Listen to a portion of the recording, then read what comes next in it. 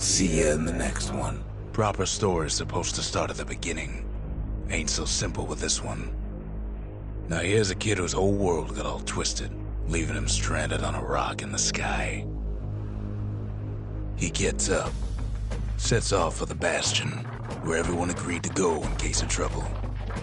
Ground forms up under his feet as it pointing the way. He don't stop to wonder why. Finds his lifelong friend just lying in the road. Well, it's a touching reunion.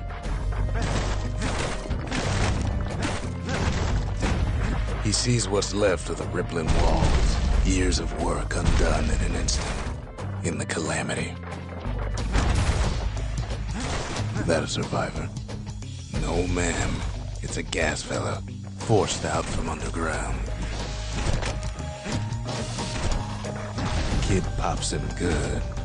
Starts to feel his bruises, though.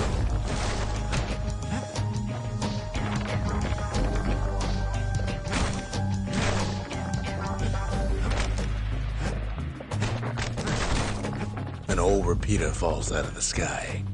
Ain't a gift from the gods, but it'll have to do. Gotta hold her still to spin up the chamber. Kid's worked up quite a thirst by now, so that fountain looks real inviting. Sometimes you just need a drink.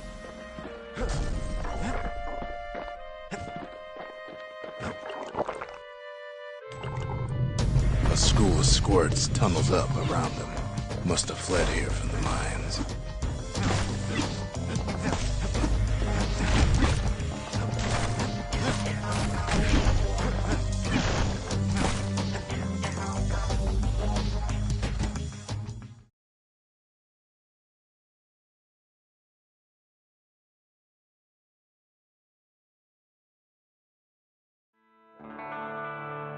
He sets foot inside one of Zealandia's famous watering holes. Wait, haven't I? Anyway, Rondé's place just brings back memories.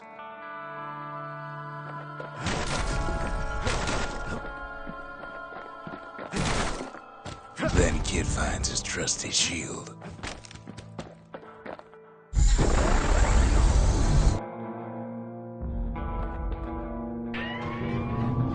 The security takes him for a petty thief.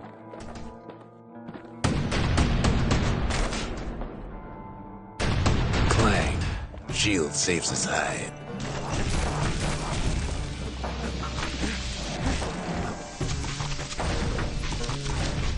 Windbags start turning up for last call.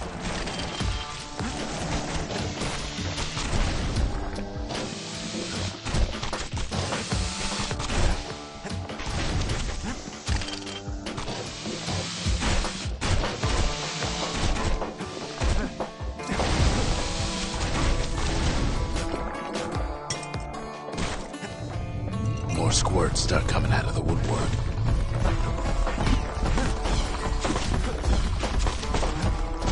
A big old fella pops out in front of the kid.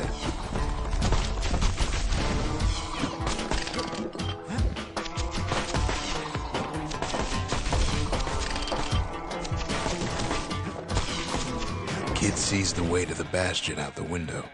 It's a bit of a drop.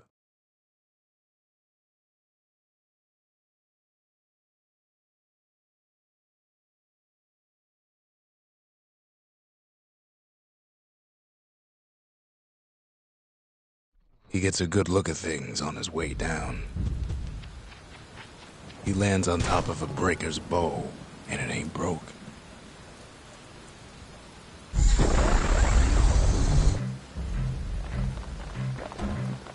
Kid spies a good perch for some target practice. He knows he should draw the string all the way back.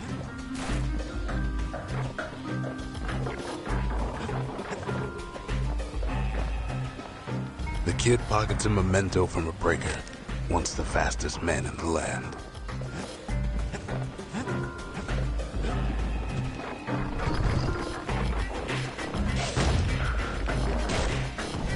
Good news is the emergency defenses still work. Bad news is they're aiming for the kid.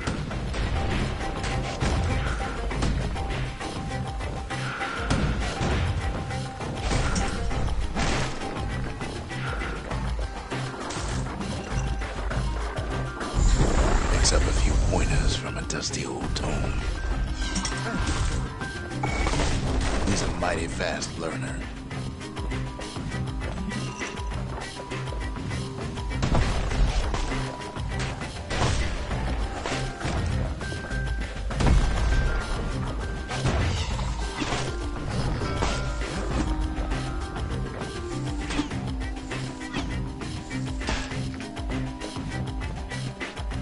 He finds the distillery right next to the arsenal.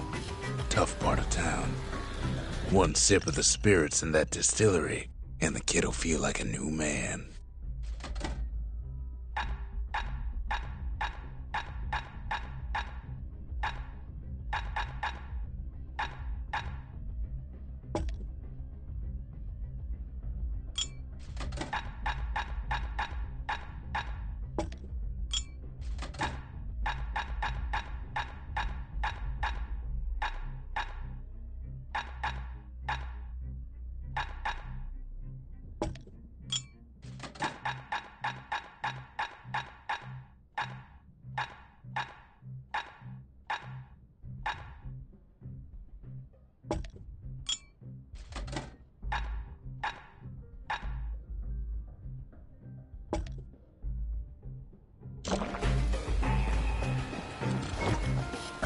The arsenal's where the kid can pick the best tools for the job.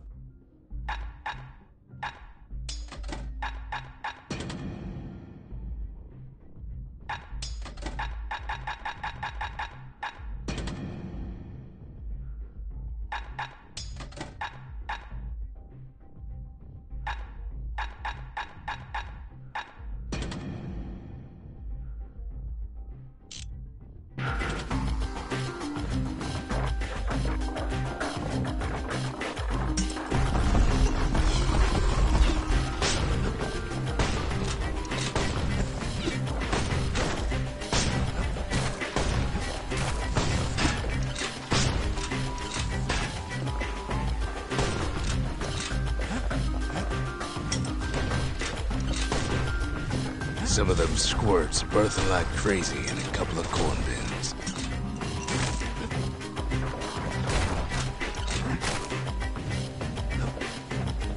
An old ferry barge sends the kid on his way. The Bastion's real close now.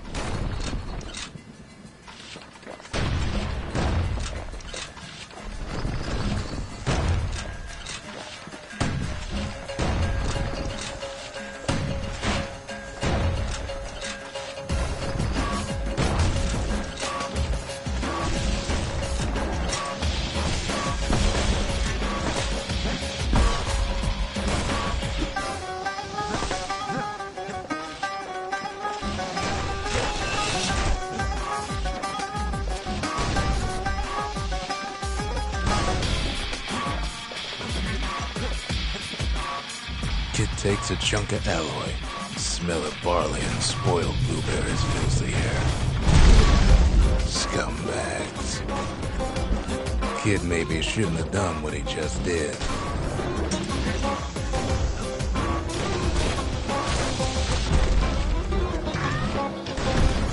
Kid puts him out of his misery. Robs a scumbag of his last meal.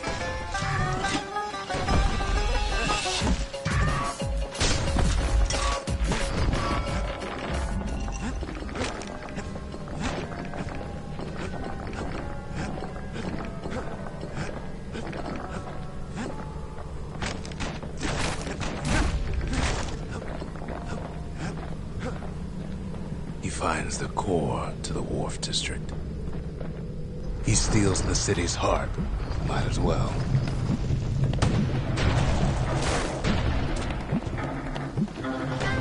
Kid has a feeling he better get a move on. The place is starting to fall. See, that core Kid took was the only thing making this particular rock stay afloat. Kid just keeps running.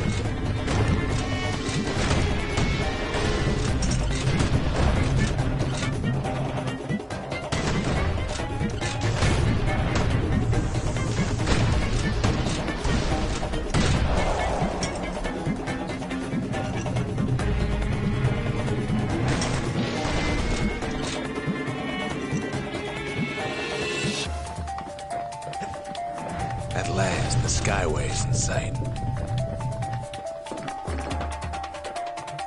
Whisks him where he needs to go.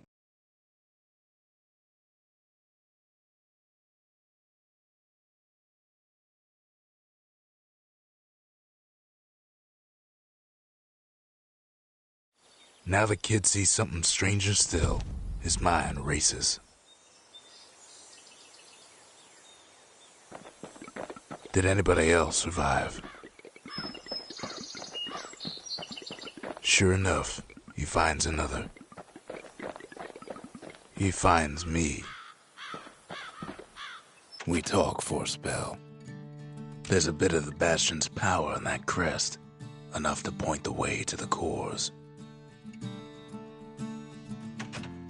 All I tell him is to set that core of his on the monument there, then watch.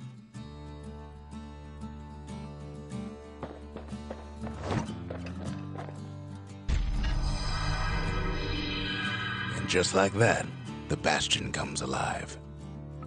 Starts growing again, growing stronger. Kid's gotta put its power to good use. Now the Bastion can send him even farther into the wild unknown.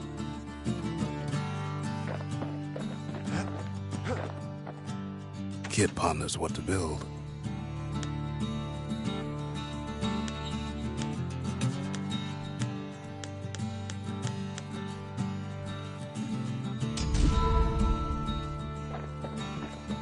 The memorial. Here kid can pay respect to the old world and earn it in kind. The valediction. Just another one of my sketches. Nothing more. The breakers. Ain't no one could outrun them. Or their arrows.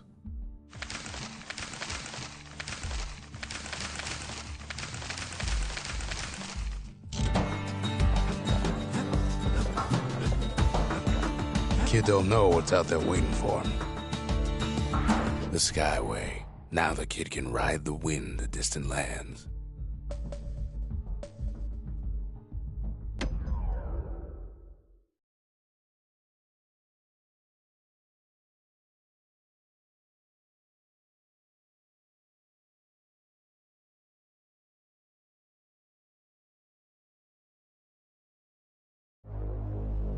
Now he lands at the intersection between bad and wrong.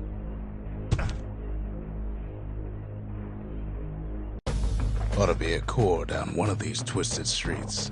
But which one? He heads for the squirt steps. Won't be no field trip this time.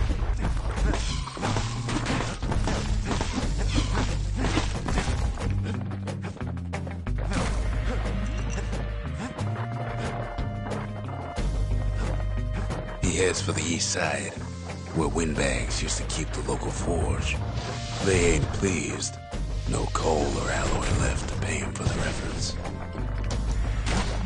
Somehow that old forge is still standing. Inside the forge, Key can fine-tune those instruments of his.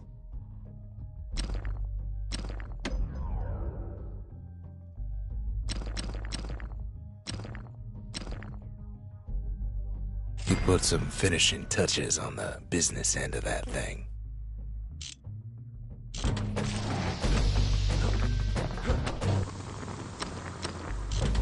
Core ain't here neither, so he's gotta guess again.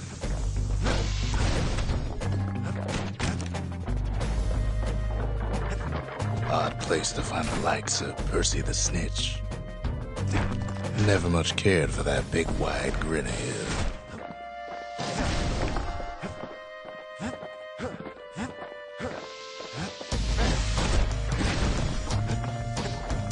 Up north is where the gas fella foreman used to live, tending to his flock.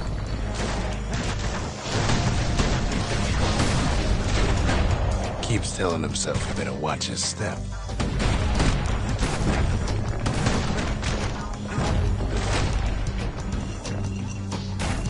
Know why gas fellas all dress alike? Kids wondering the same thing. And there it is, but it's locked down tight in an alloy cage.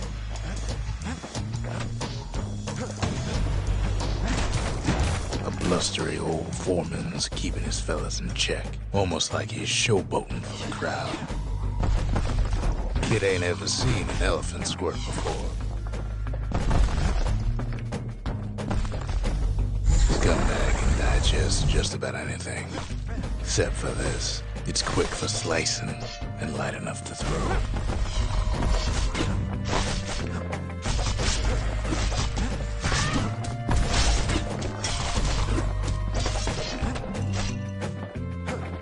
They say even the most rambunctious squirts can be tamed. No sign of a core here. At least the kid got something for his trouble.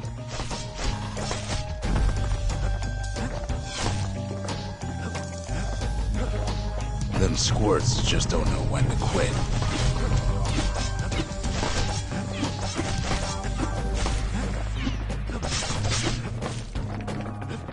He heads for the biggest dump in town, Scumbag Alley. And there he is, the oldest scumbag of them all, Gershel.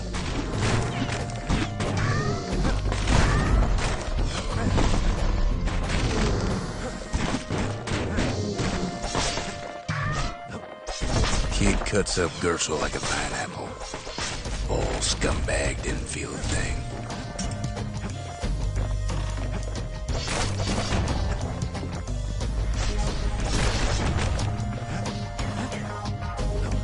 No core, no surprise. Like the gas fellas are hiding it from him.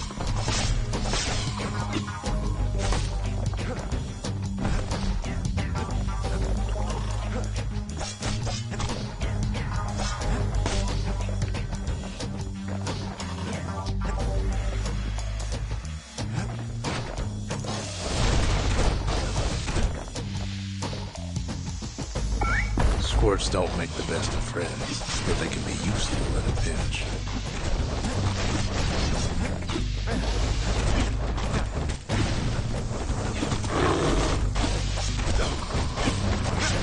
And now there's a new marshal in town.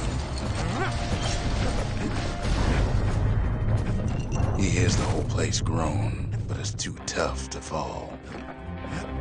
Kid's ready to go, and his ticket out's right where he started.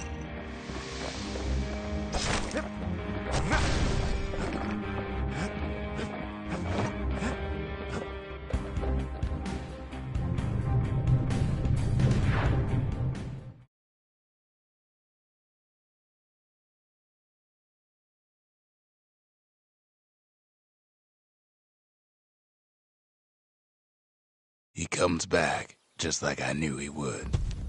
The core hums in his pack. The monument's calling for it.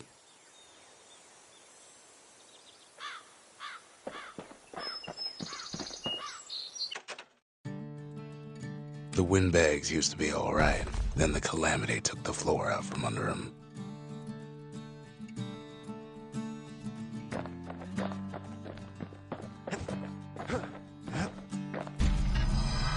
Kid does it again.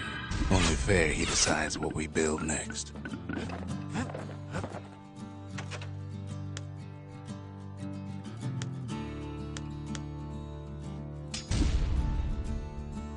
The Bastion's a place of peace, but we can hold our own if we have to. Kid's ready to slice him up and pound him to bits if they get in his way.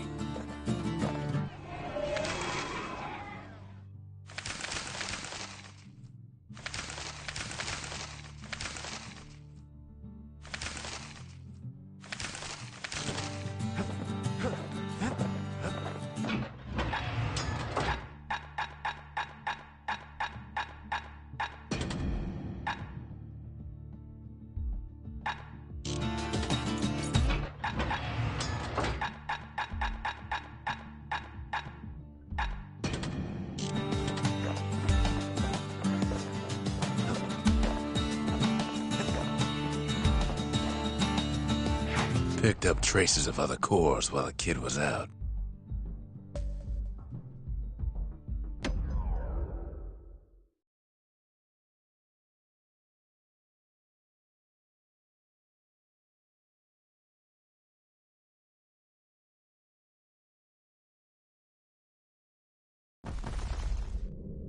In better days, the melting pot was sealed tighter than the skin on a squirt.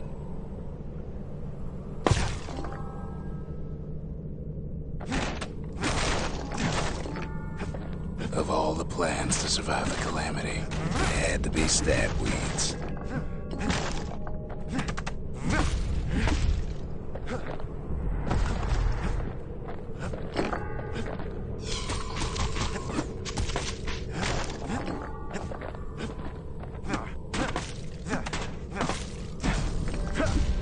If there's a core, he figures it ought to be deeper down. Core's stuck inside one of those fancy cages.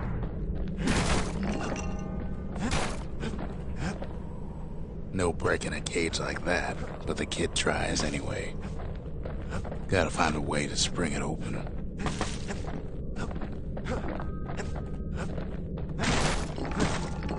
Ain't no easy way out of this mess.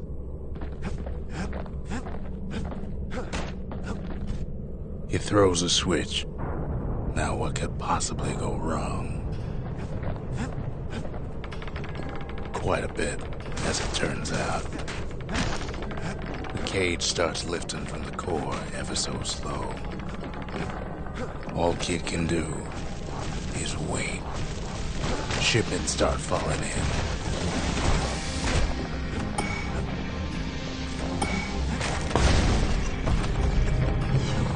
Not every squirt's born bad.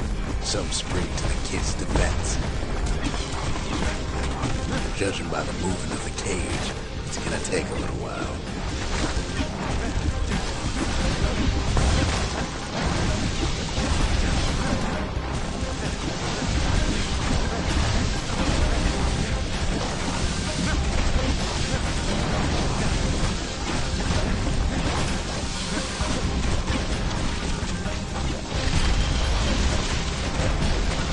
Scumbags don't take kindly to interlopers.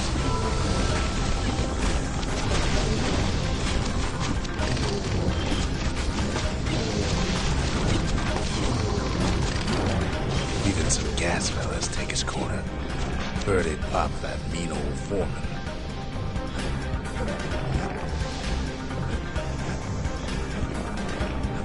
At this rate, maybe 5 more minutes, maybe 30, hard to tell.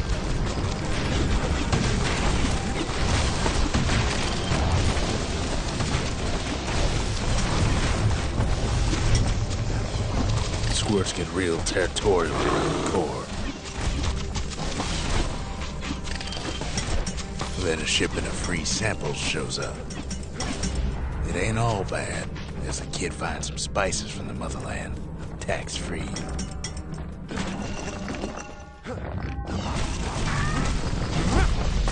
One thing's for sure, that cage is awful heavy.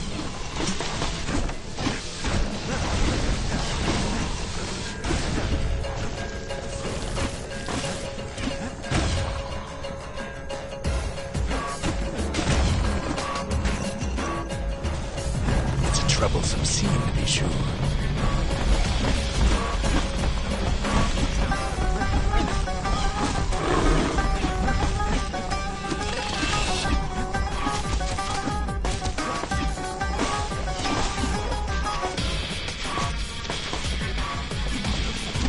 A few moments left, and the core goes free.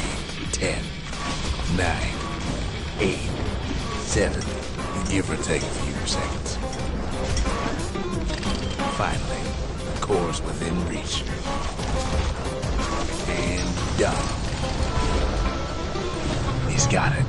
Just gotta get to the nearest barge.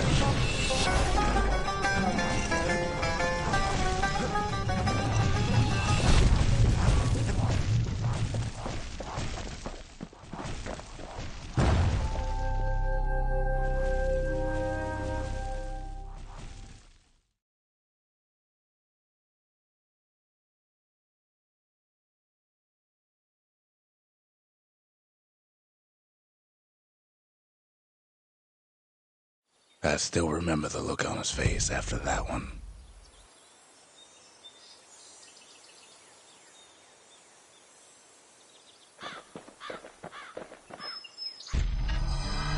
The old world's finished, but the new world's just getting started.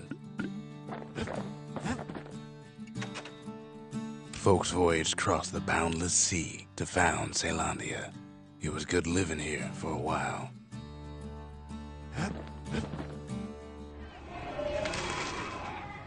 The Masons. We built the city strong. Now there's only two of us. The Trappers. Daring bunch of fools. They'll be missed.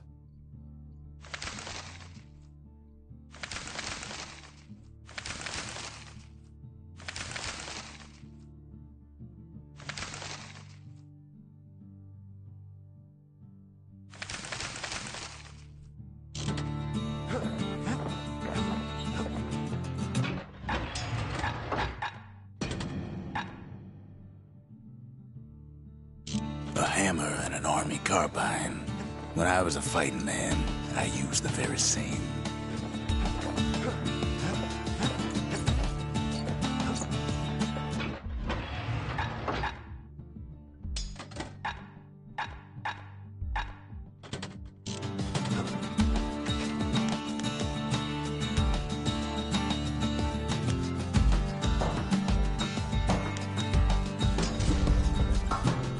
A lot of things need fixing up in this world, and we can start right here.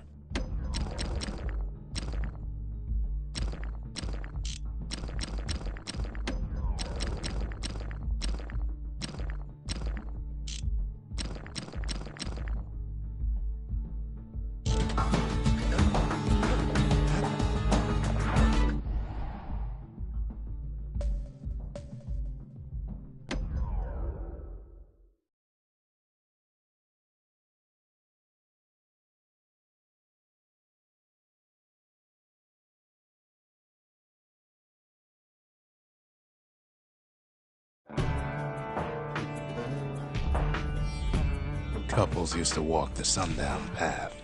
Kid ain't here for pleasure, though.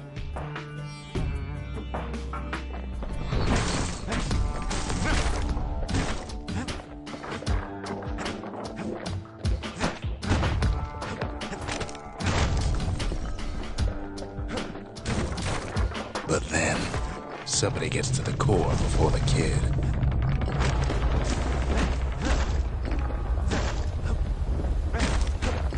The floor starts giving way under the lightest step. A single panic squirt could bring the whole place down. Fragments of the old world rain from the sky.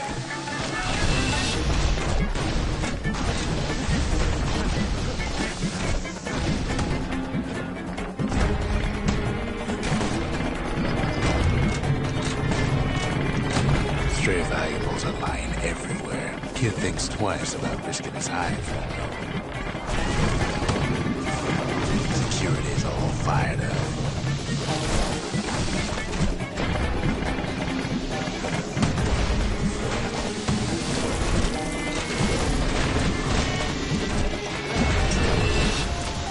See, the path was intended for leisurely strolling and such.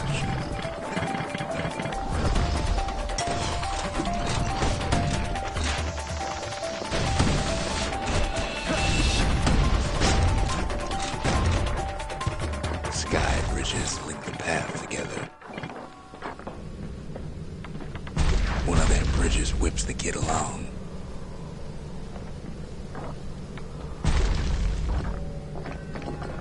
Finds a spyglass, like the ones they'd used to search the stars. Air travel always was an iffy proposition.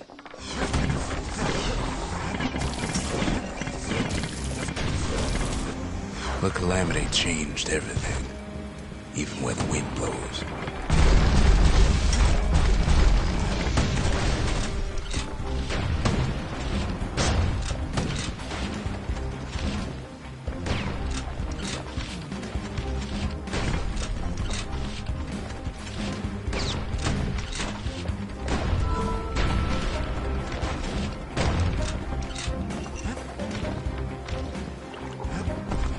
Well, if we mastered the winds in the old days, we can do it again.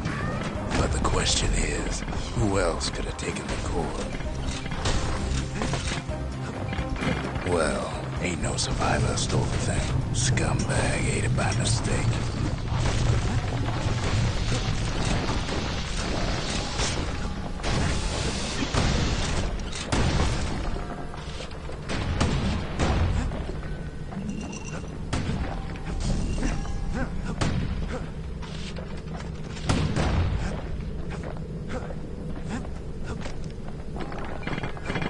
No, they used to ship live munitions down the path.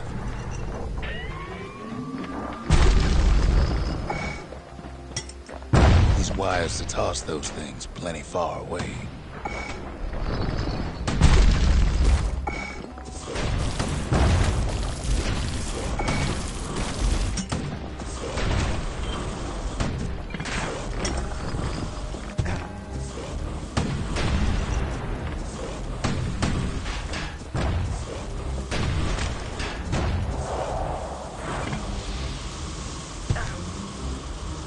Even gas fellas need some shut-eye from time to time.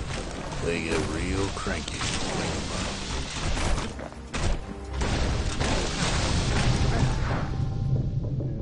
In all his toil, Kid keeps coming back to an overwhelming question. Who else could have survived the calamity?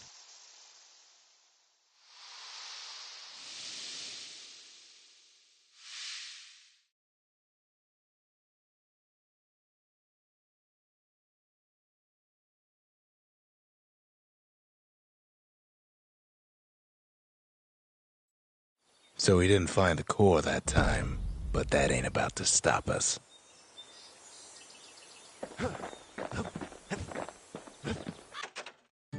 We could always see the stars, we just never could reach them, no matter how high we build.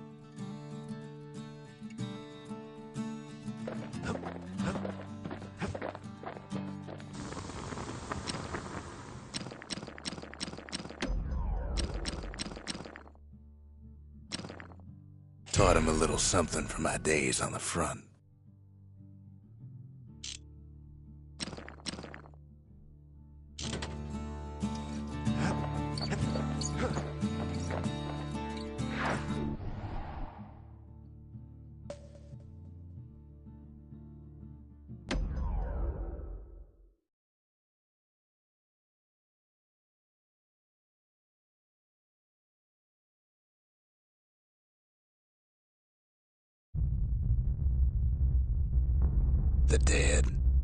The dead ain't gotta worry about this mess.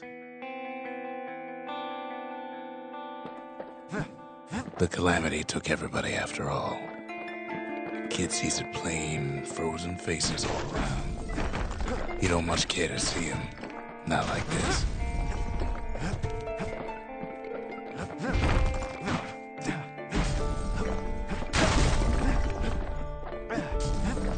These folks never saw the calamity coming, but someone did. Someone close.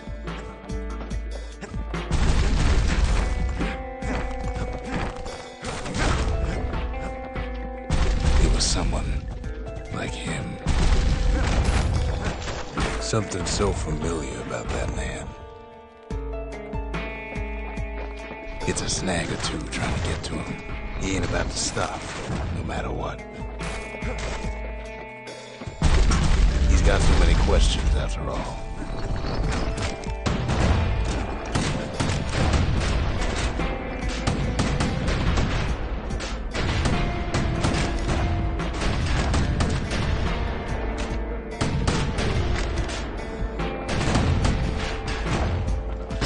Just ain't got time for answers. The Thunder brothers didn't make it. They never saw what it was like beyond the walls.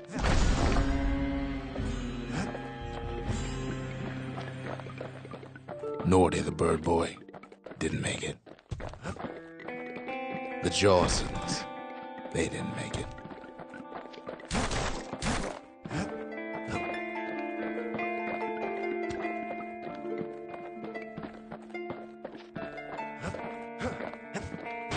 Grady Sr., Grady Jr., they didn't make it. But him, he survived.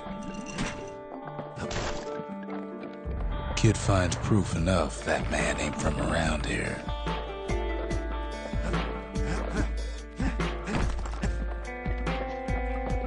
Just think, without that man, we wouldn't be here right now, would we?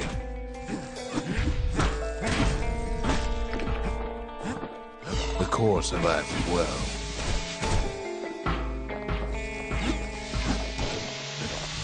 And then, what do you say to a man who's seen too much?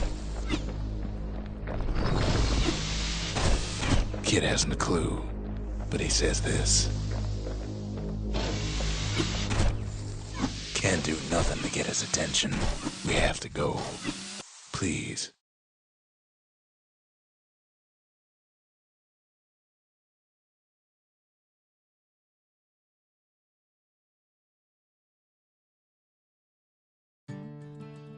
He's a proper gentleman, that man.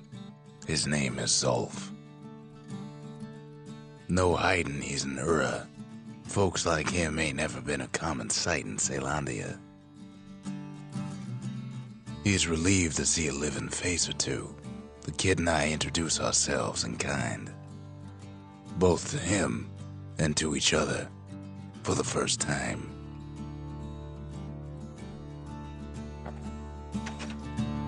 For Zolf, Caelondia was like his second home. He's real worried about his first home, too. Far to the east. Zolf offers to help me plot the skyways for the kid. At least the calamity hasn't touched the stars, he says. He was born in the Tazzle terminals. The Ura sent him on a mission of peace to our city, and he's lived here ever since. We fought the Ura decades ago, but that was then. Things are different between us now.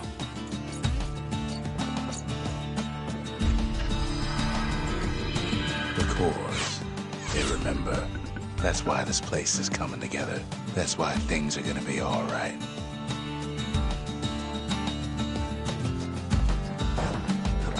Well, look what we have here.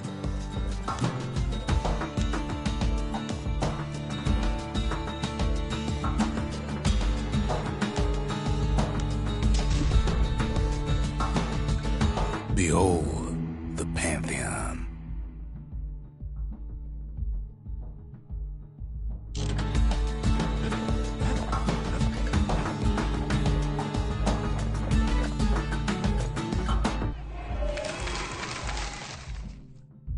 The Triggers, my brothers, bravest men I ever knew.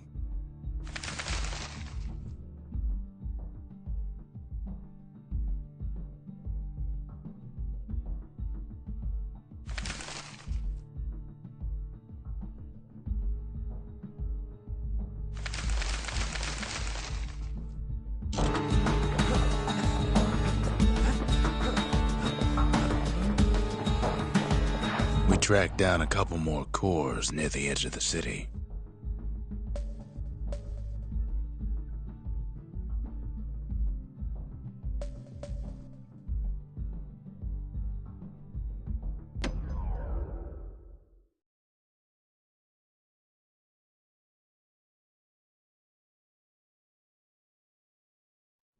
No place better than Trapper's Shingle for learning to tread light and shoot straight. Trappers had to tread real careful here, else take a nasty fall. They train themselves by clearing out the targets, while not clearing out the floor.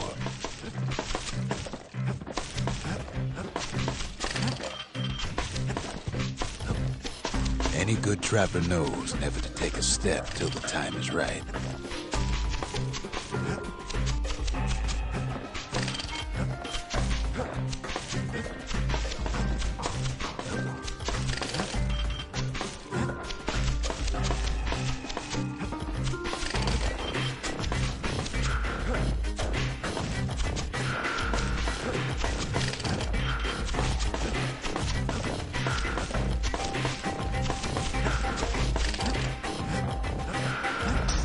Master trappers got what they needed for a better hunt.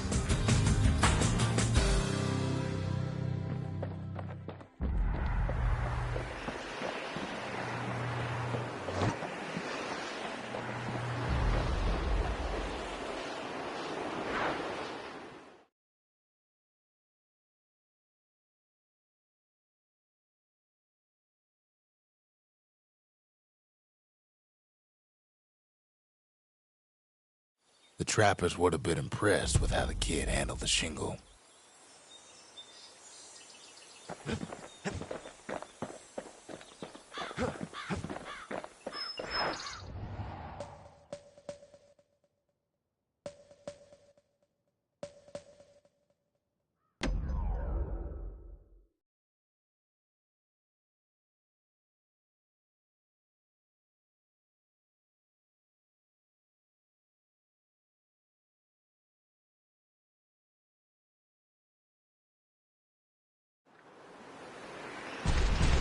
There's only one way to Cinderbrick Fort.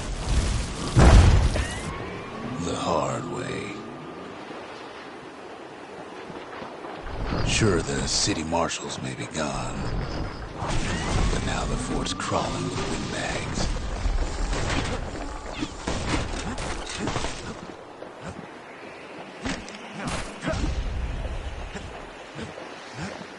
The calamity was mercy, normal folks.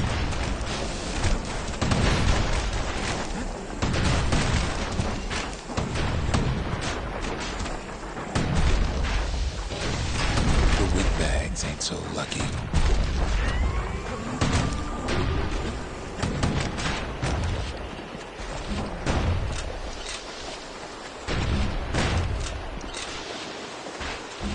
They've been left to freeze or starve or face the kid. Well, windbags young and old keep fighting for the fort.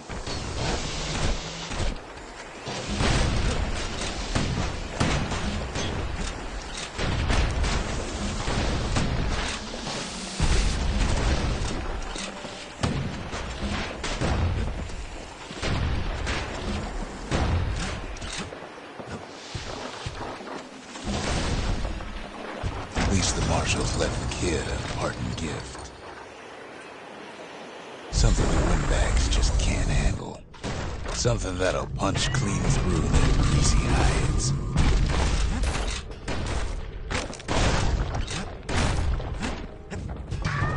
Windbags ain't much different from normal folks. All they want's a warm place to stay and a decent meal.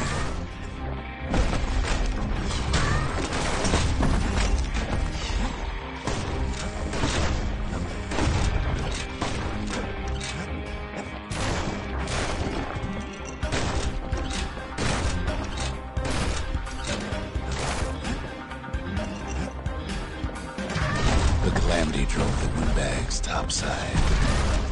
A lot of them wound up here in this very fort.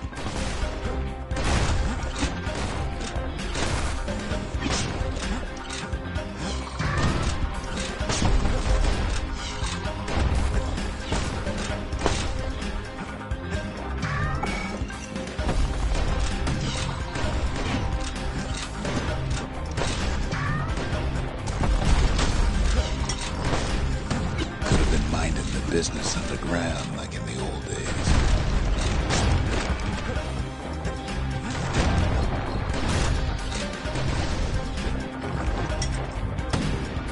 Windbags can't use the marshal supplies, but the kid sure can.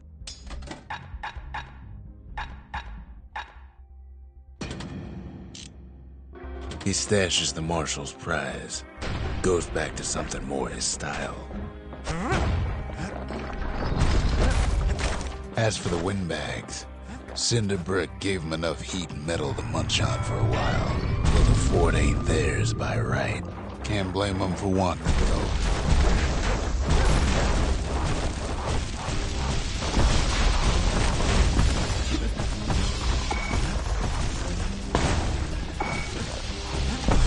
So many of those sorry things hold up inside that old fort.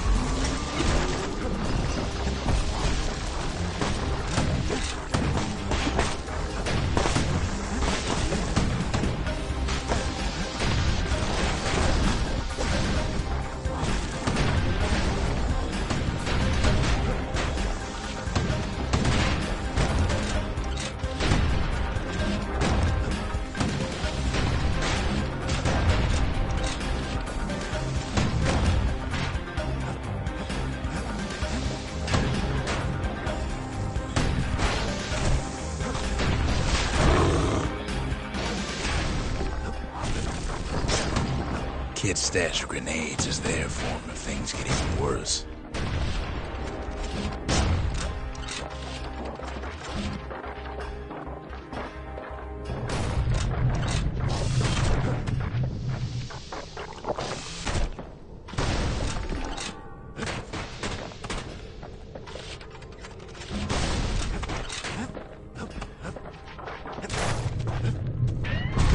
Security's plane gone haywire. Windbags gummed up the works.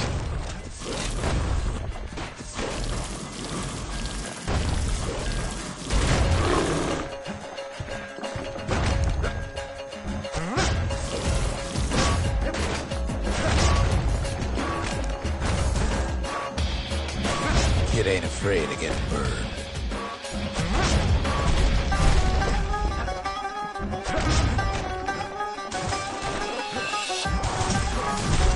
Trapped the kid in the middle of the fort's parade grounds.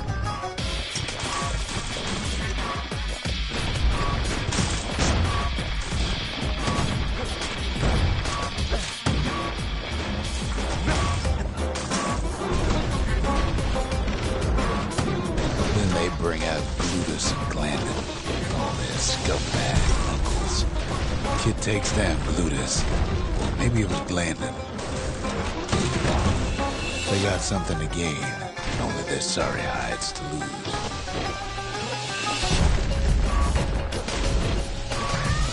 The other big fella soon joins his brother, wherever they are now. The windbags finally get the message.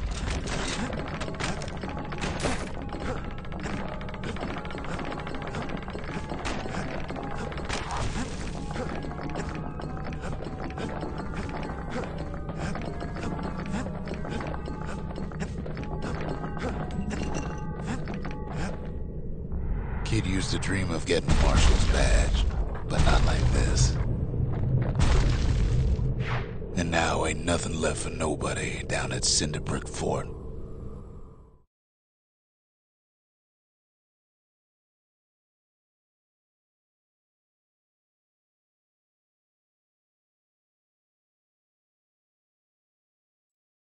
Kid shows up just as Zulf's telling me about his own journey to the city. Seems the only thing the Calamity saved for Zulf was his smoking pipe.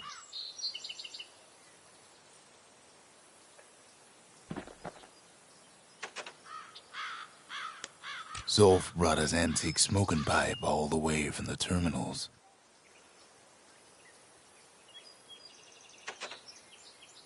The marshals seem like good men, he says.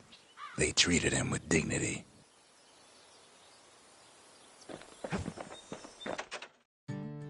Even since the Ura surrendered to us, the marshals kept a wary eye on him.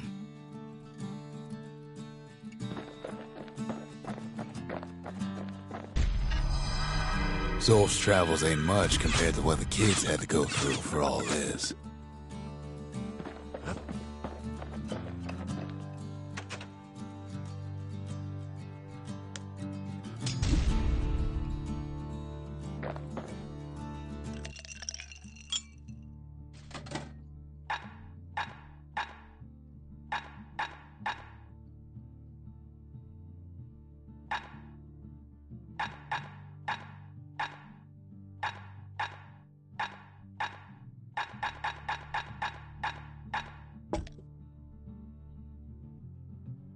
A sip of lunkhead liqueur will toughen you up. Too bad it's like drinking a saddlebag.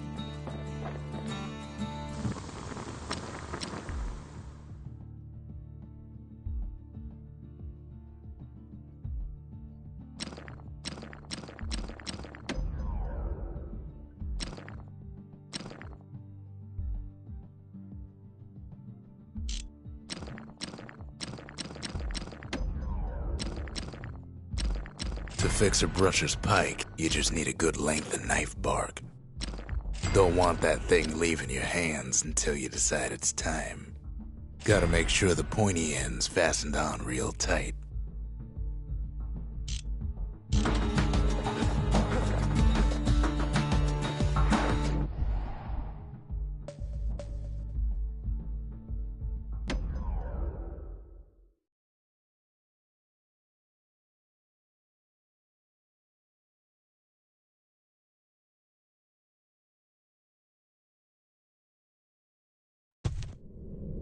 The gods, they're all undone.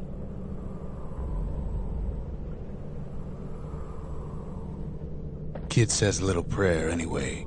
Couldn't hurt, right? Folks used to make pilgrimage here to pay their respects to Pith, the bull. Well, the gods are long gone now. And the orchard core is long gone too. Pith stood for something once. Something real. In time, though, the bull stopped being a symbol and started being decoration. He couldn't even save his loyal subjects. Pith makes a decent scarecrow, at least.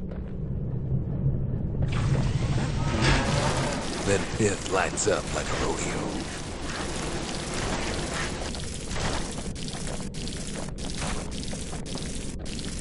Ain't easy punching through his hide. Must have been guarding that shrine. So what'll it be? Invoke the gods, or tell them off? Kid don't need favors from the likes of Pith.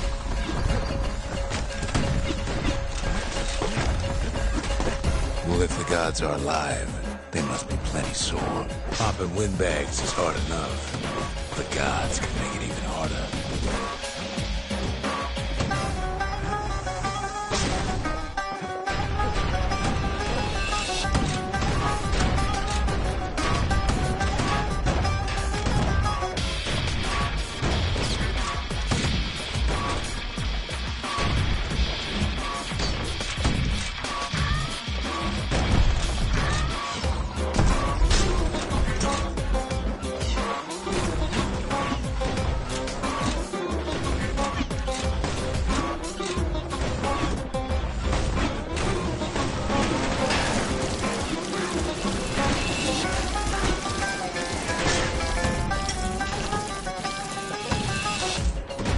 Things might have gone worse if Kid kept tampering with that shrine.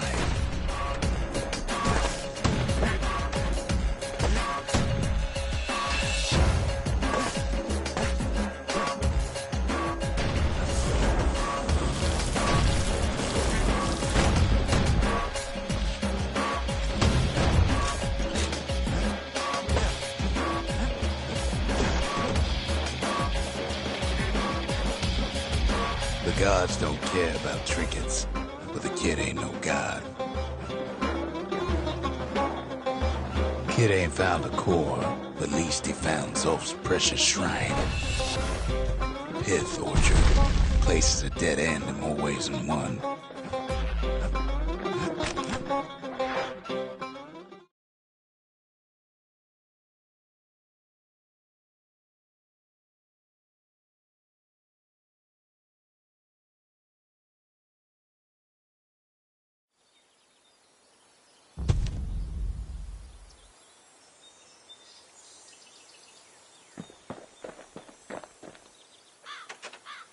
Zolf doesn't touch the thing. Says the god of commotion is no children's toy.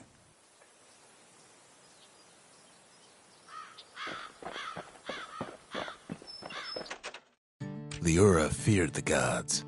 We turned them into toys, put their faces on our walls.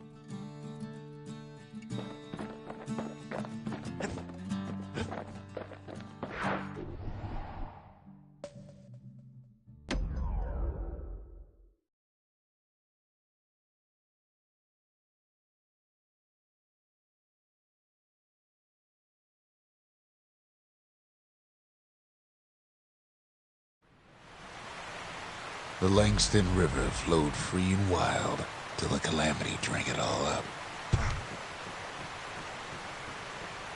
Maybe all that water just grew wings and flew off.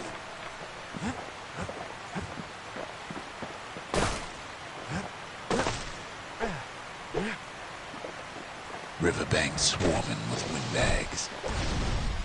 They're so bent on finding the core, they hardly notice the kid. Lucky for him, a certain famous ferry barge is still afloat. Weepin' Nellie. She sends some squirts crying home as she leaves port. Maybe Nellie knows the way to the core. Maybe she can slip right past all the clamor on the coast. Or maybe not. The security skiff pulls up portside. Nellie's just another windbag to those guns. Just then, the windbags notice who she's sailing with.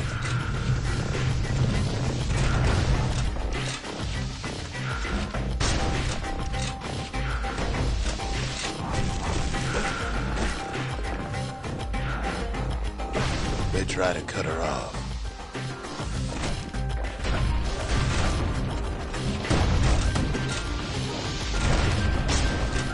They try to slow her down.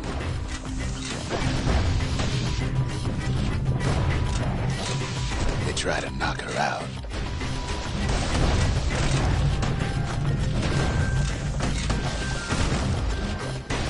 Well, Weepin' Nellie tries harder. Try as she might, though, she hits a snag. Kid's gotta help her get untangled. Favors for favors.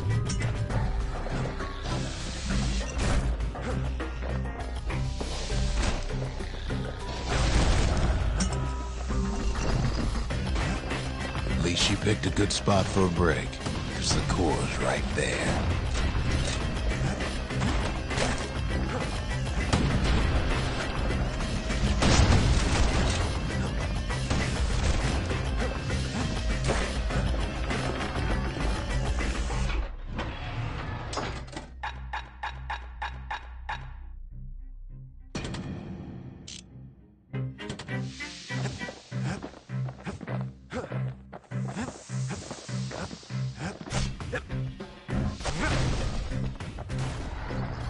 Then the kid hears an unusual sound, like 100 flapping wings. They had their own eyes on the core. But why? Well, kid ain't got time to think it over just yet. Finds Weepin' Nellie raring to go. Turns out she's got a special surprise for when the waters get rough.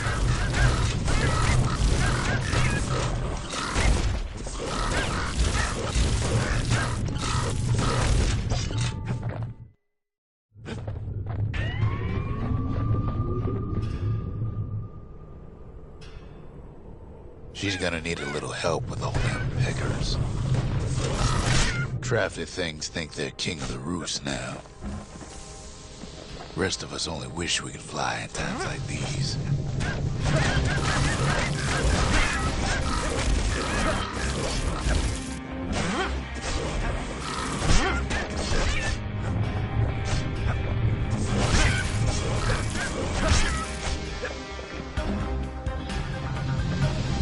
Security skiffs keep on coming starboard side.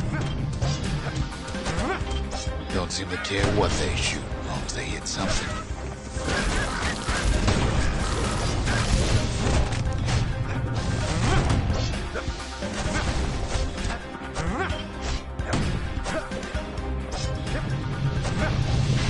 Windbags get an even better idea. They aim to smash Weepin' Nellie to splinters. Well, it all proves too much for poor Nellie.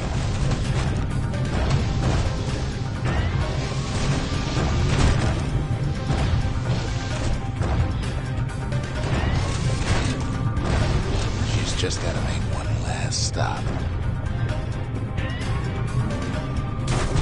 With her last breath, Nellie gets the kid to solid ground.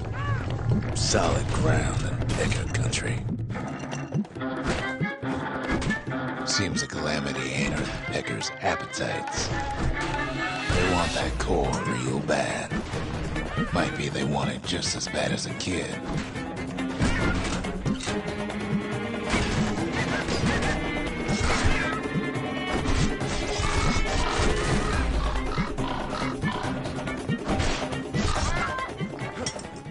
Kid shoes him off, knowing they'll be back. Know how many times kid nearly fell off the barge back there? Not even once.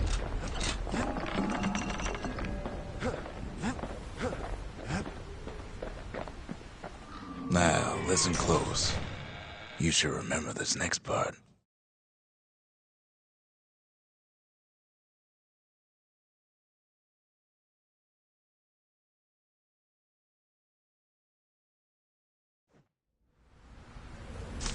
Why go to Prosper Bluff?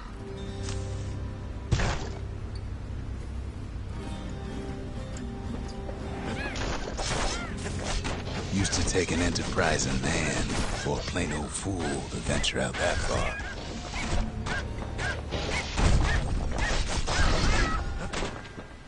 The city was the most beautiful place in the world. We all knew that. But on the other hand, some folks just yearn to see the things they're told they can't. And that's why you go to Prosper Bluff, ain't it?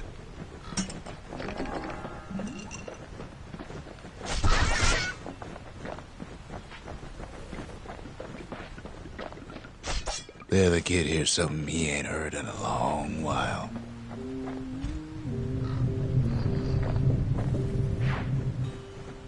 How's it go again?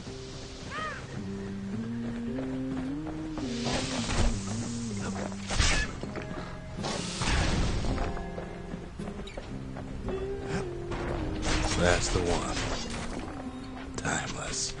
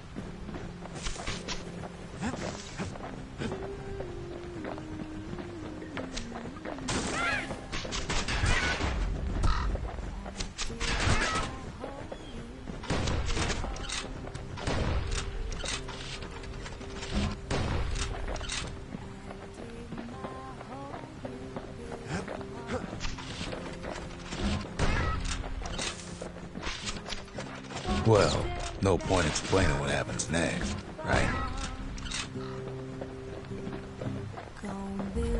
Suffice it to say, kid ain't coming home empty-handed. And besides, it's like the song goes. Gonna build that city on a hill.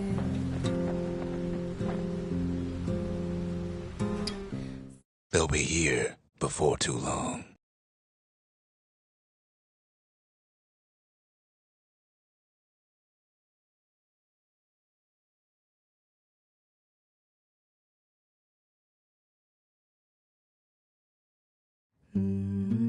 darn near celebrated when the kid got back, didn't we?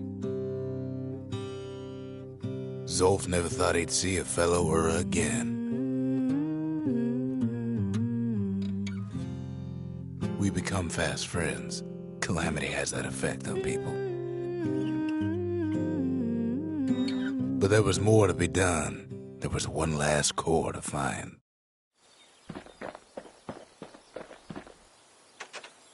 Most of the Ura never got a taste of Caelondia's fine goods, unless they were born and raised in the city like Zia here.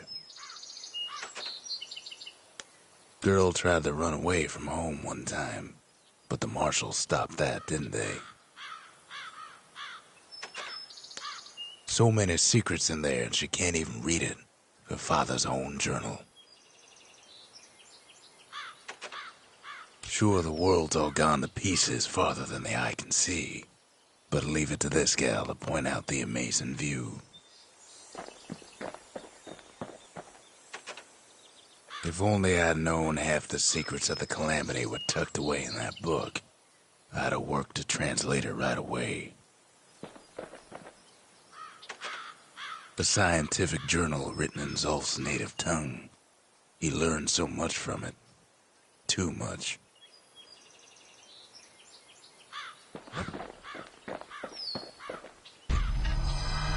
Kid's surprised when I tell him there's only one core left. I shouldn't have believed it either.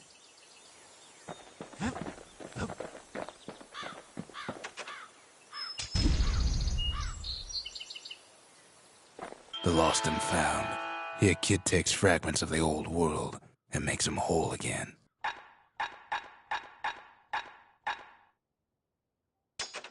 All it takes is some fragments, and the Bastion makes it good as new.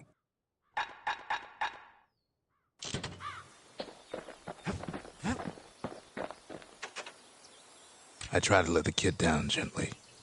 This is the Bastion, all right, except no one else showed up.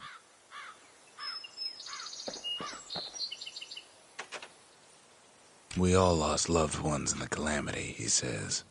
I don't know how I'm gonna go on without mine.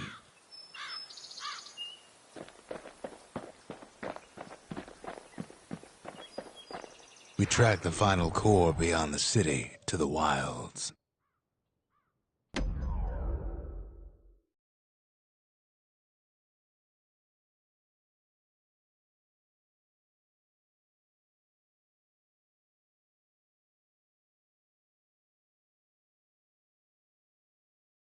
The wild unknown. Place can eat a man alive. Place is so raw, even the Calamity couldn't cook it. Not all of it.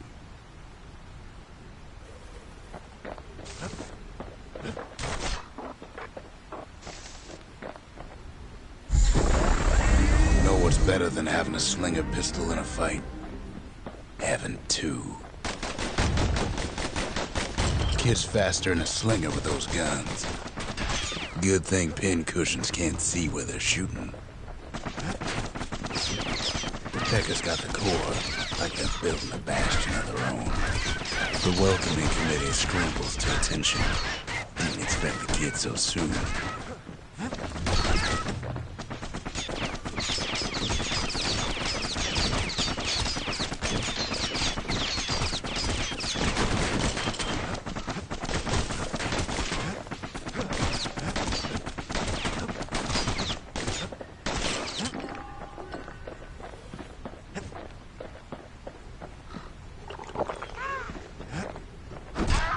They shouldn't have let their guard down.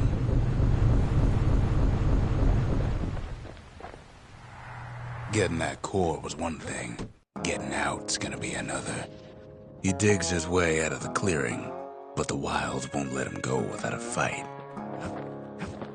All too easy to lose one's way out in the wilds.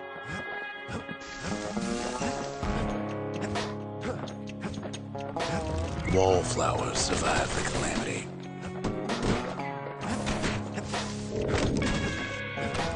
Beds take it real slow when pincushions are afoot. Don't ever turn your back on a pincushion.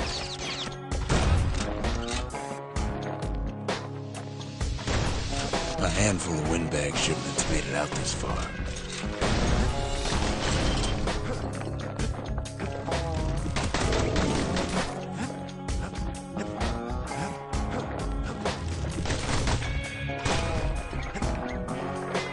Slinger Jawson's old outpost is all that's left of him.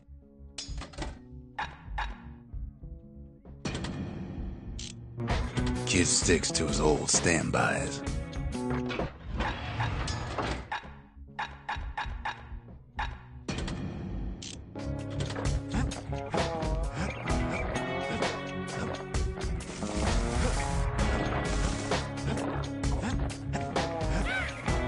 Jawson's boys left all kinds of stuff out here.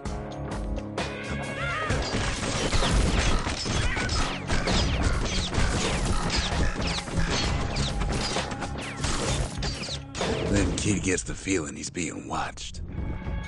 Not by me, by a lunkhead. And lunkheads ain't fond of two-legged animals. Hit him anywhere but the hindquarters and he only made him mad. The Calamity must have scrambled their eggs.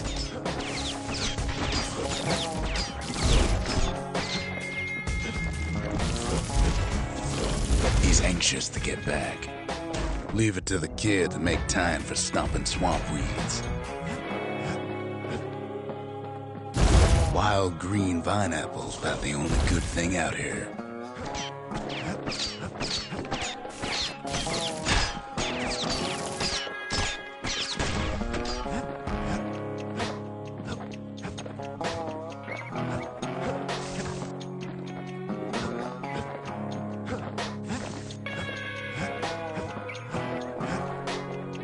Sees a smooth black stone coughed up by the Calamity. Be seeing plenty more. After all, he's got the final core. His journey's over, right? Well, no, it ain't. Not by a long shot.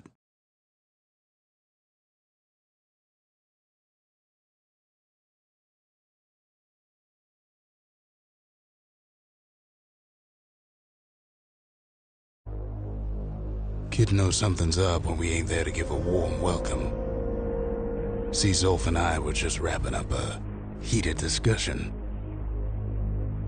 Zolf can barely muster the words. The Calamity failed, he says, but I will not. And with that, Zolf leaves us here, alone.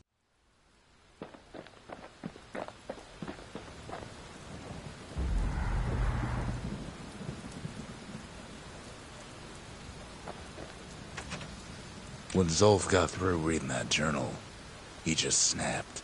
Started smashing up the monument till I tried to stop him. Zolf cursed the city, cursed the Bastion, cursed me, said he was going home. Zolf banged up the monument pretty bad. But there's a way to put her back together. The shards. We're gonna need all of them to nurse the Bastion back to health.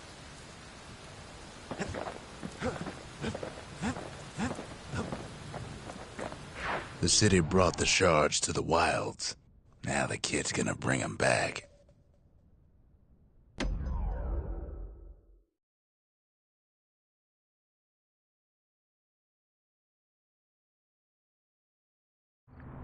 After Zolf's little episode, Kid sets off in search of shards. First stop, Jawson Bog. You'll get lost in that bog, I told the kid, and I won't be able to guide you back. Well, I let him go. What else could I do? What could any of us do?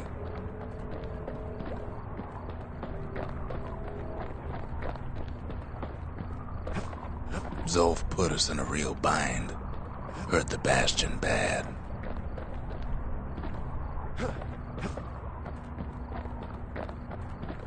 But the shards can make it better.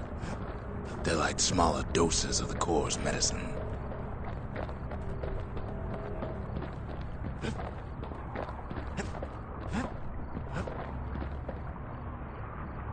Shame the only place to fill that prescription is out here in the wilds.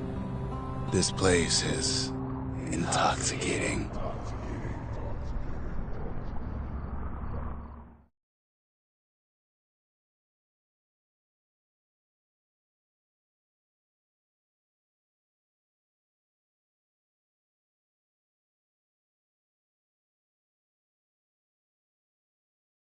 Don't know where he's gone. Might be gone for good for all I know.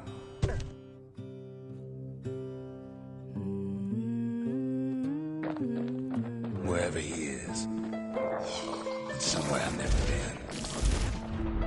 Somewhere I never want to go.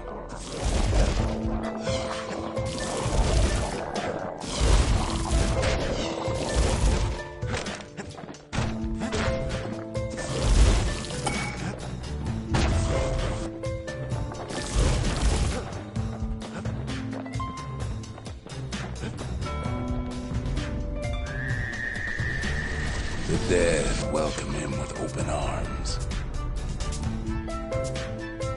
Kid pops him good.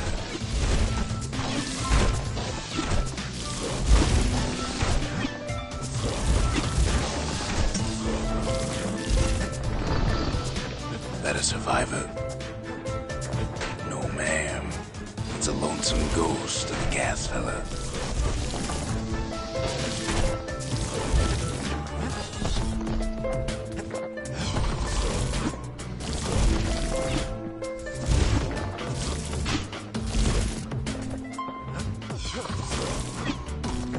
What do you say to a kid who's seen too much? I'm Zolf of Ura. Pleased to make your acquaintance. Now the kid sees something stranger still. Did anybody else survive? Sure enough, he finds peckers, lunkheads, wallflowers, pincushions, vine apples, swamp weeds, ankle gators.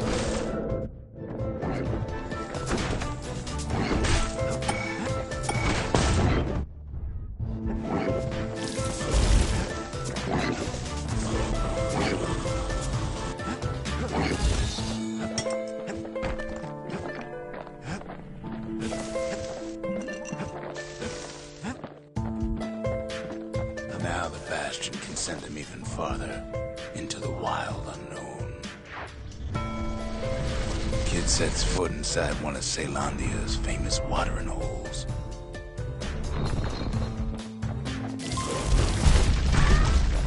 The security is just an administrator now. He's a petty thief.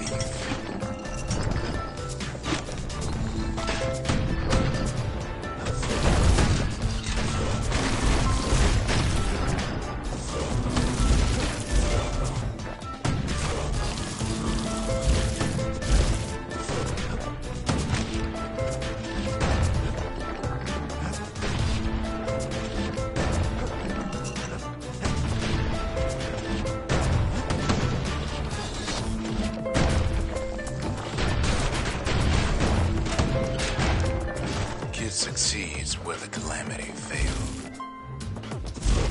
Would you look at what he did to poor old Rondi the bartender? Proper story's supposed to start at the beginning. It's so simple with this one. Now here's a kid whose whole world's alright, snoozing there on a rock in the sky. He wakes up. I'm just fooling. He sees what's left of the rippling walls. Years of work undone in an instant. He sees what's left of Piff, the bull. Gods, they're all undone. He sees what's left of his lifelong friend. His friend, he's come undone too. He sees what's left undone.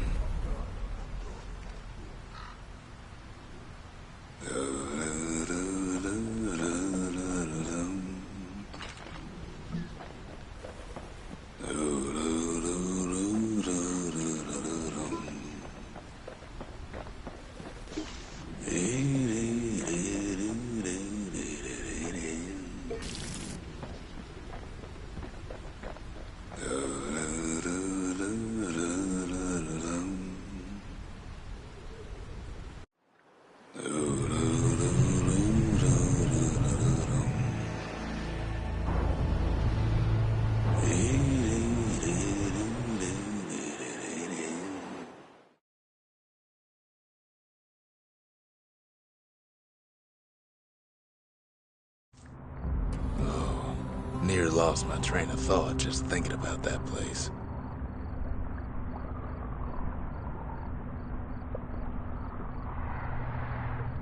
The shard ain't lost either.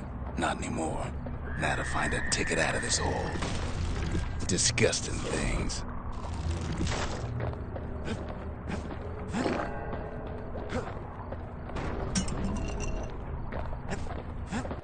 Ever heard of a lung blossom? It's bigger than the stories say. The breath on that thing, like a scumbag sprung a leak.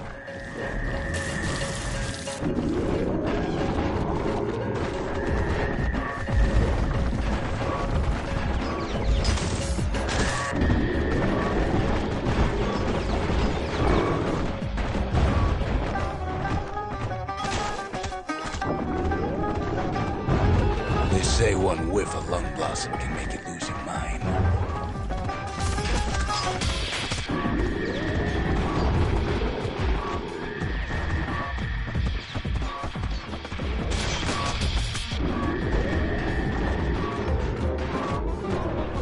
Well, a kid prunes it down to size somehow.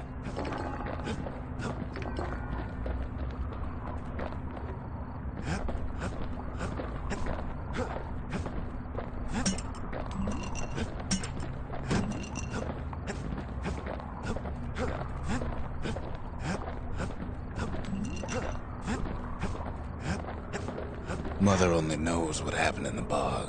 Kid never much cared to speak of it.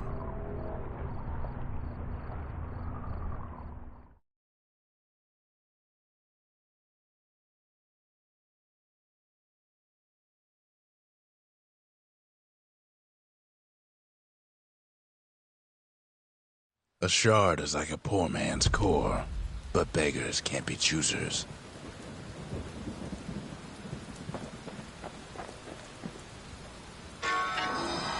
That's it. A few more shards like that, and we'll be back in business.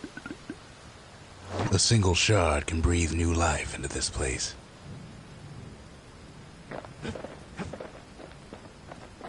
The shard's got enough juice to spruce up any of these places. The memorial may be finished, but our part is far from over.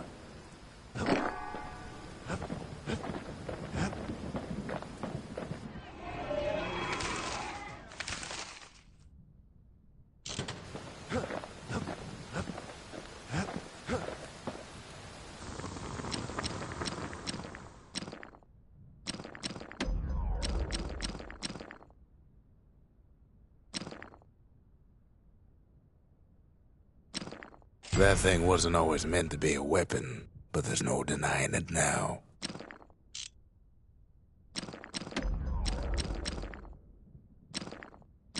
When you've got a solid balance, you've got what you need.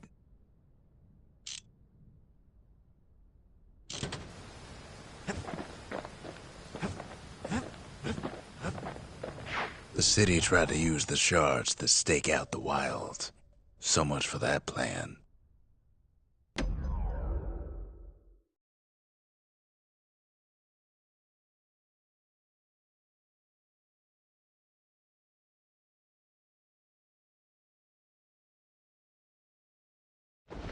Ankle gators used to roam the wilds, and they nested at Rotha's Lagoon. Many a tale folks used to scare their children straight originated here. All kinds of beasts what don't know up from down, still lurking about. Can't get hasty in a place like this.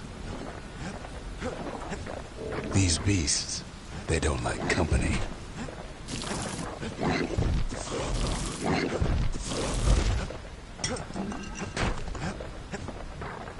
Only the city's brushers knew their way around the lagoon.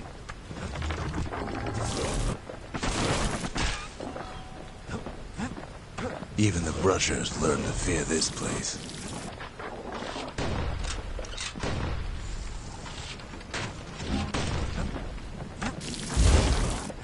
They used to think that ankle gators were extinct. Well, they ain't. One of them's been living in the tall grass. They called her Queen Anne.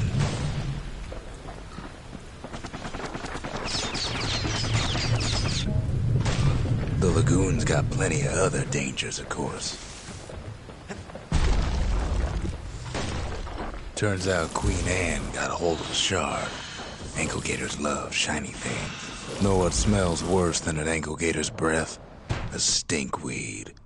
Can't fight Queen Anne without the proper tools.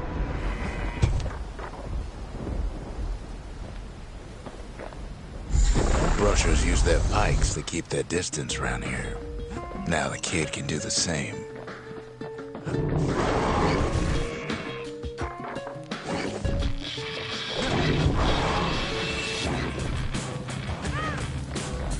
Most of those peckers are smart enough to stay out of Queen Anne's way.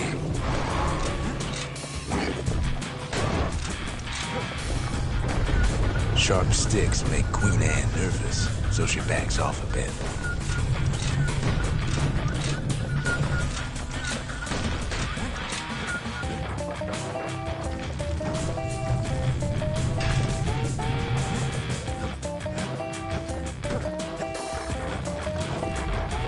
Those pin cushions been living off the ankle gator's scraps. Kid's got a mean throwing arm.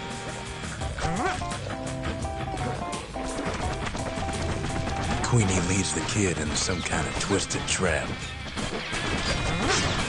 One bad step in that tall grass and it's Queen Anne's lunch.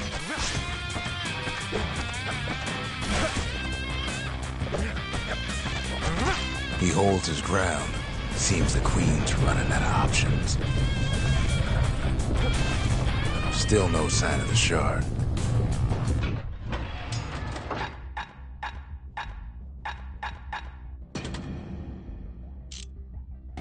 Well, the brusher's way ain't really his style.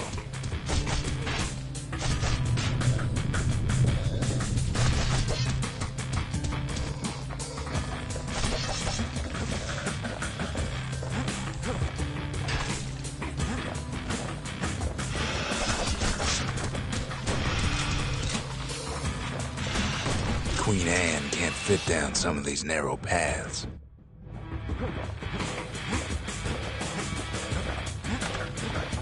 The closer you get to an ankle gator's lair, the thicker the tall grass grows. Kid's gotta make a run for it. Those leaping lunkheads don't like Queen Anne any better than the kid.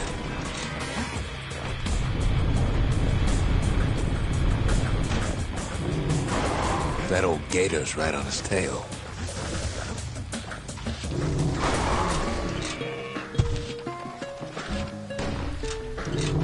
Queen's got one mean bite.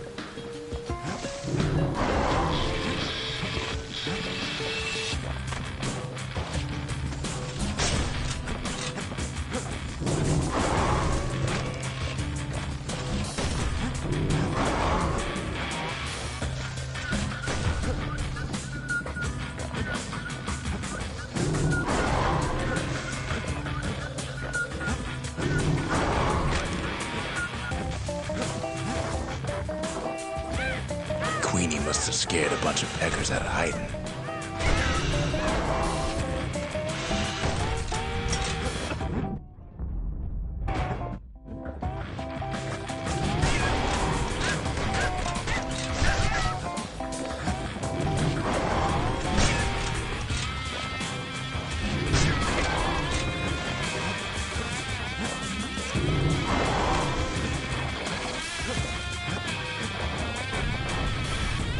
Ankle gators don't much care for their young.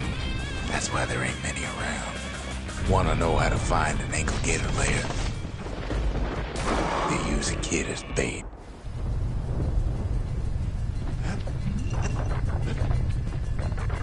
The shard's sitting in plain view. Now she's coming for him. She's got nowhere else to go.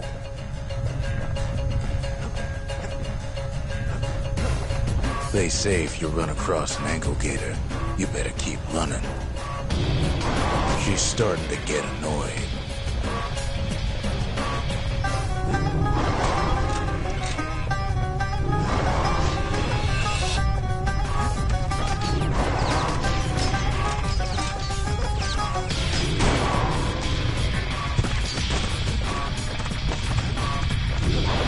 And now he's made her mad. Rest in peace, Queen Anne. That was for the brushers.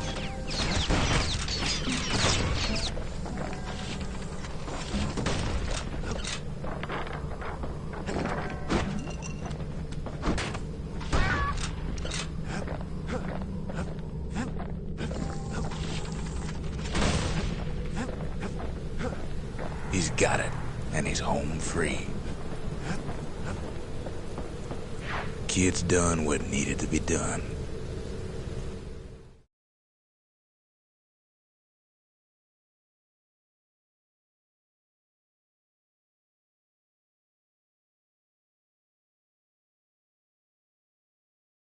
Queen Anne's reign is over.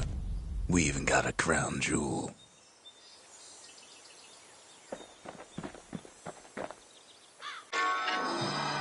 All that trouble for a single shard. But you know what? It was worth it.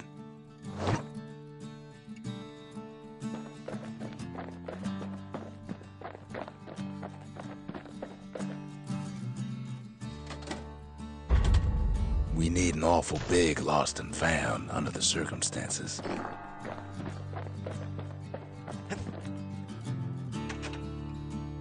That Gator's a crazy gal, but so is the gal who promised to look after her.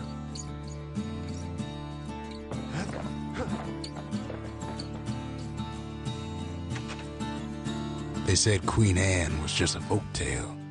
Now there's living proof she ain't.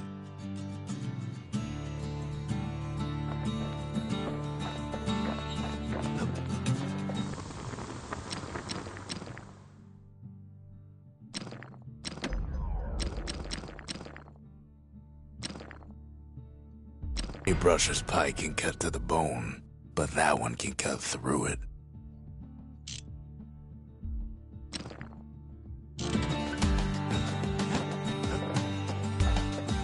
The next shard should be farther out there in the wilds.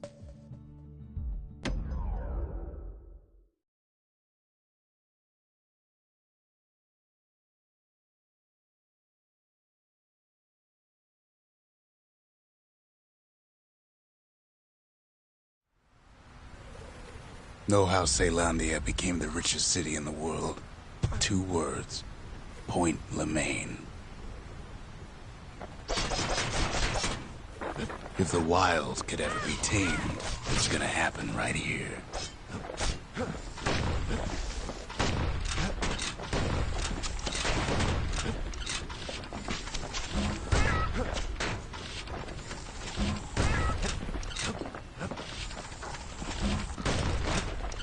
The army's triggers once had the place on lockdown.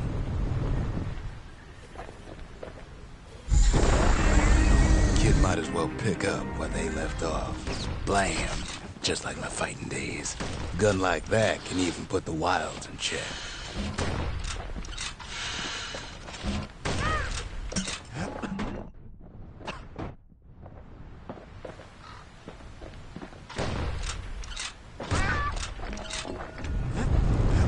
Point Lemaine seen better days for sure, but it ain't done. The whole place shudders in a fit.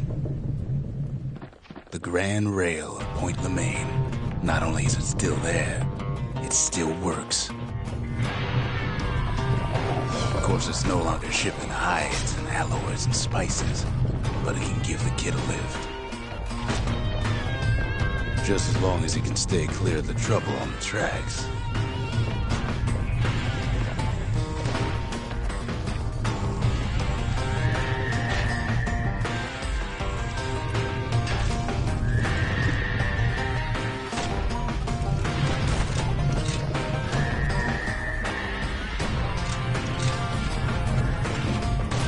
Grand rail's all grown over with things of calamity chewed up and spat out. Things eager to take back their turf.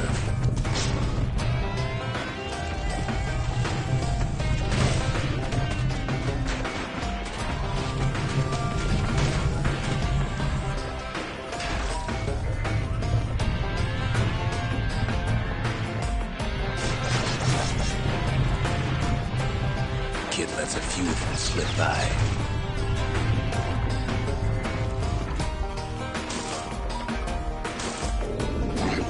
heads settled in like they own the place.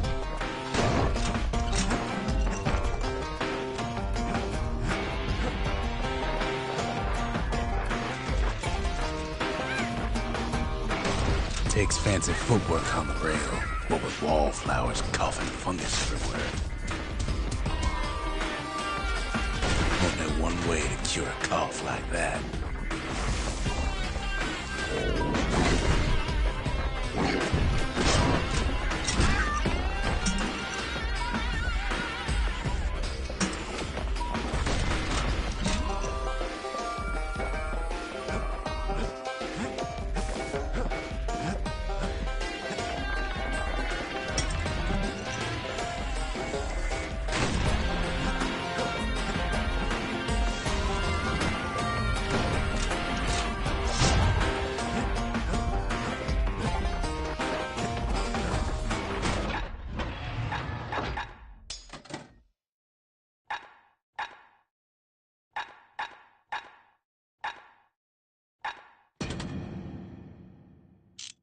Of course, the Grand Rail's seen much more fighting in bygone times. The Ura-Celandian War, 50 years ago, doomed to happen again.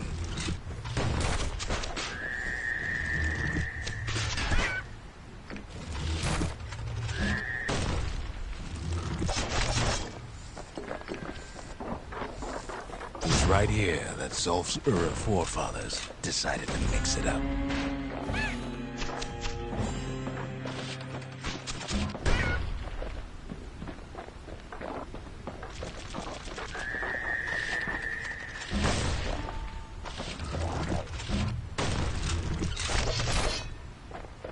Okay, so maybe we didn't get their sign-off on the whole Grand Rail thing. That was bad. The rail must have shook the Ura to the bone down in those dens of theirs.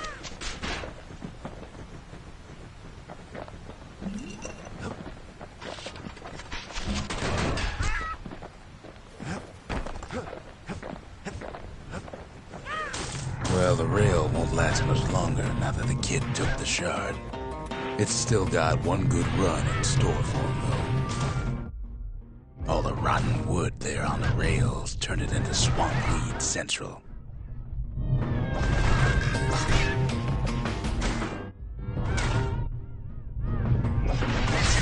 Ever tried dancing side to side while holding your breath? While shooting a genuine registered army carbine? While choking on swampweed? While peckers trying to prick you in the eye? Well, let me tell you, it ain't fun.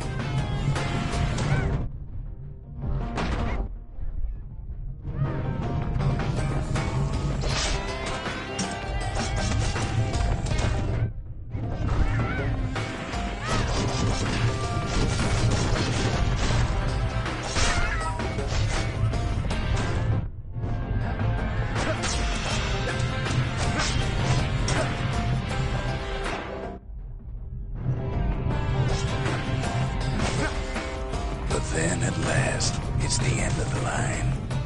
He'll be picking swampweed out of those boots for days.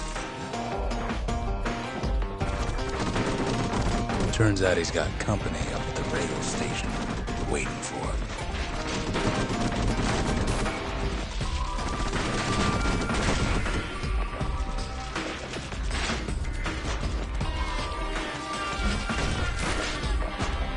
Not just another wallflower or pincushion, mind you. At first, he thinks it's Zulf. Turns out he's wrong. This is for you, says the man. Then wham!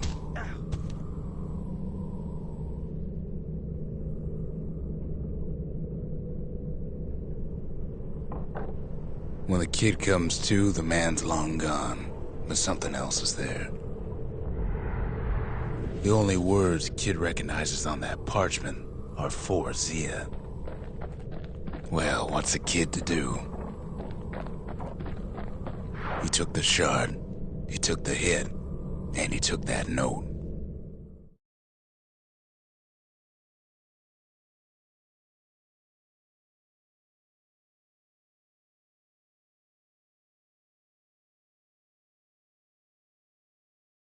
That note cuts straight to the heart of things, don't it?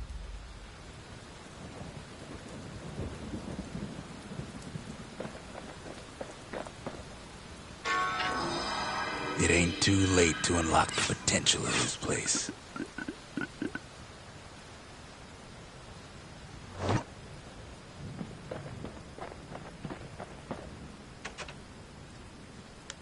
The note says it plain. Zia, go east to learn the truth about the calamity and our people. I'll be waiting. Sincerely, Zulf. Finding gourmet ingredients ain't easy these days, but we'll take what we can get. Kid arrives just in time to sample Zia's famous cooking.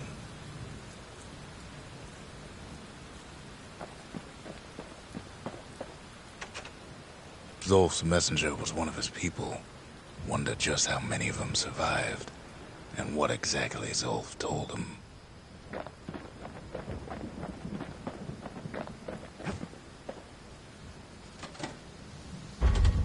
Seems the gods recommended this place to all their friends.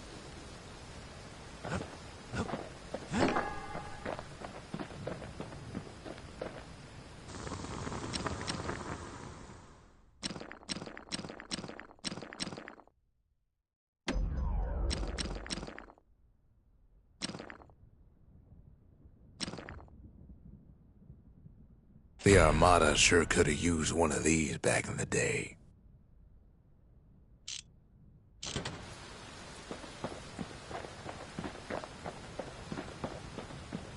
The shards are getting harder to find.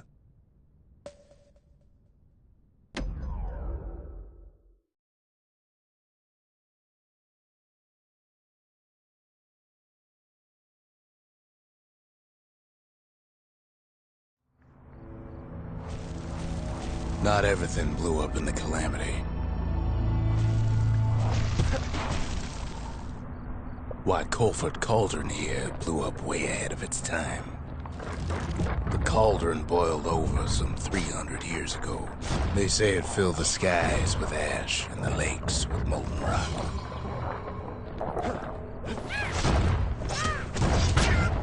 If you wanted to survive something like that, you had to learn to adapt.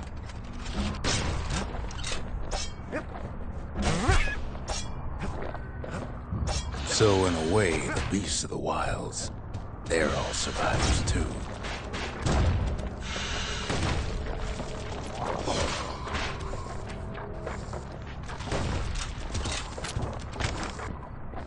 It takes a certain stubborn pride to keep on living in a place like this. As for us, we learned an awful lot from Colford Cauldron. That learning led to some interesting inventions. The raw power of the world fell right into our hands.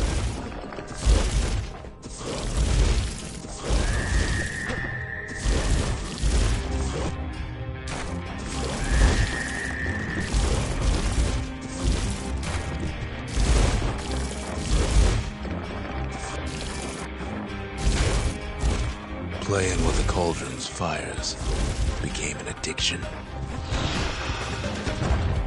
Can't fault our people for their natural curiosity now, can you?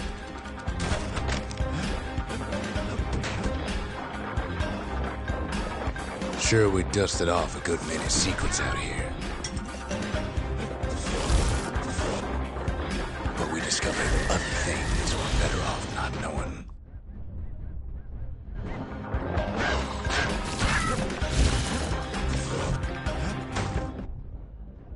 The taste of air so hot it sticks to your lungs.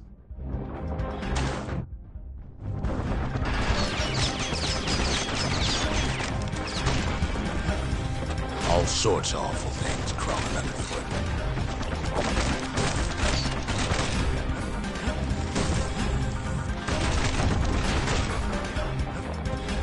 The more ash we swept aside, the more life we found.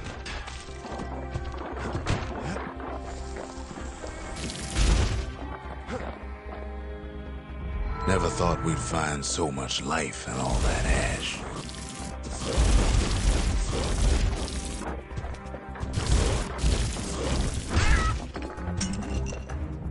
kept on sifting through the cauldron's secrets anyway.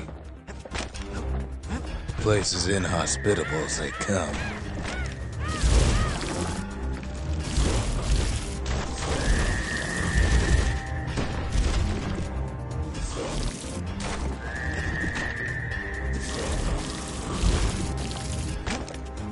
But still we pressed on.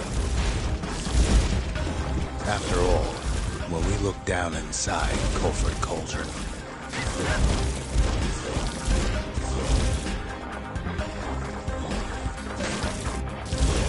looked down through all the smoke and flames, we saw in there the heart of the world, the heart now laid bare by the calamity.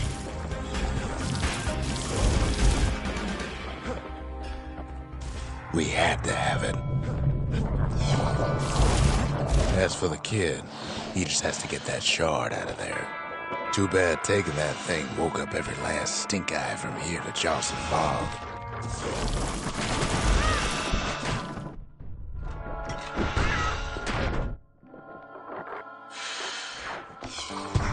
Biggest stink eye he's ever seen's waiting for him on the other side. And where there's one stink eye, there's always more.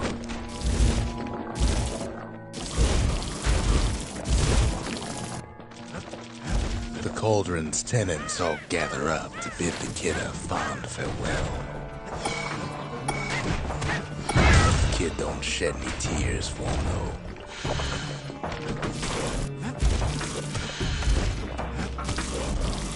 With a good spyglass, you can still see the cauldron from the city. But all the fires died out. There's nothing left of it.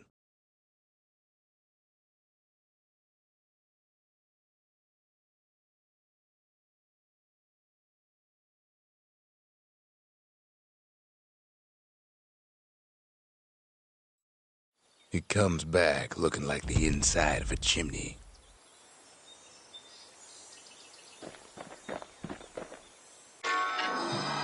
The shard works like a charm. You can hear the monument's heartbeat again.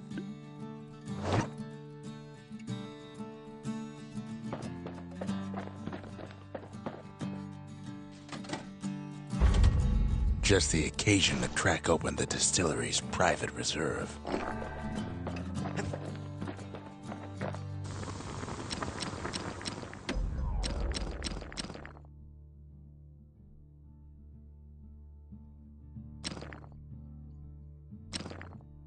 A pinch of fairy dust, and it's all set.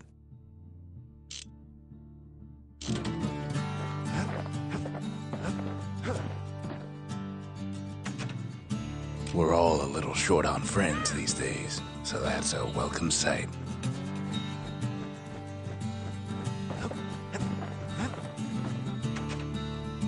They said the wild could never be tamed. If only they could see us now.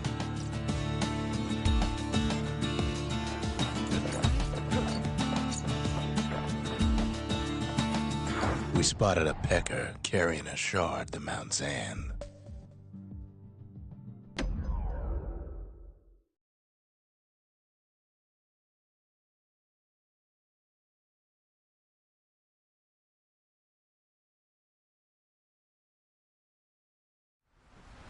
Can't rightly call Mount Zand a mountain anymore.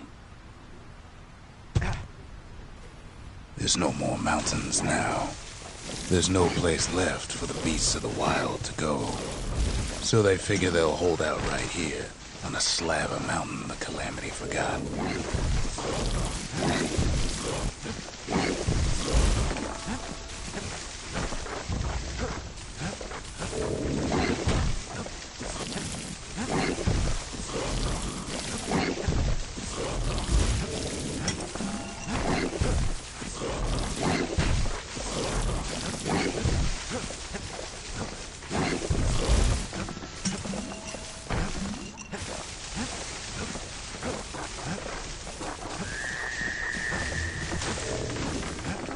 Those beasts been hoarding all the valuables they could find.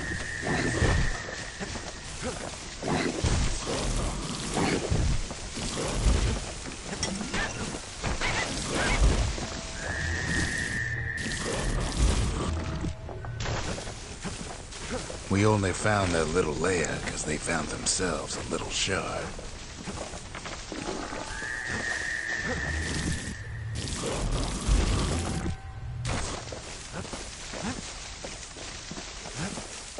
Good thing for those beasts the Calamity saved leftovers. It's a delicate situation.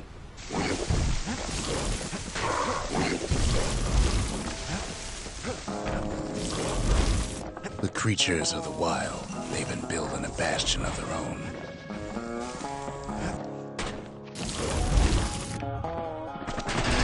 But they ain't yet prepared for any company.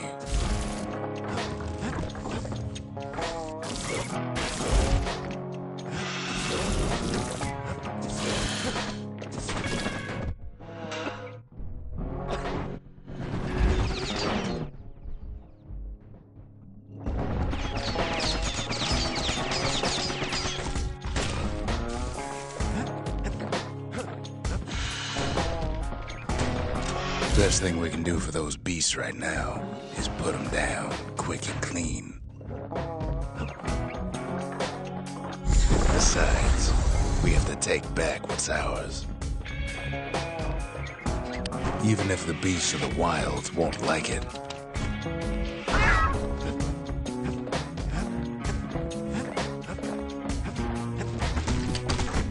Look at it this way.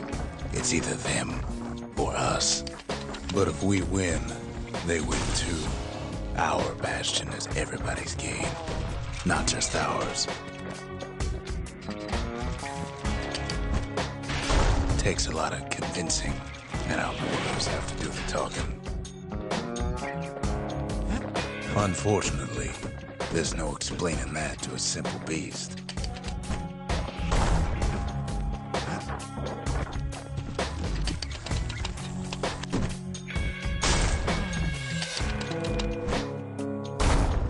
Those beasts been hard at work fixing up the place.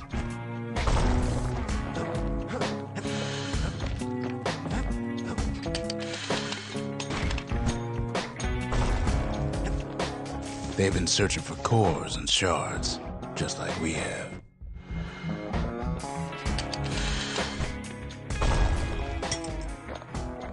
They've rounded up their survivors, just like we have.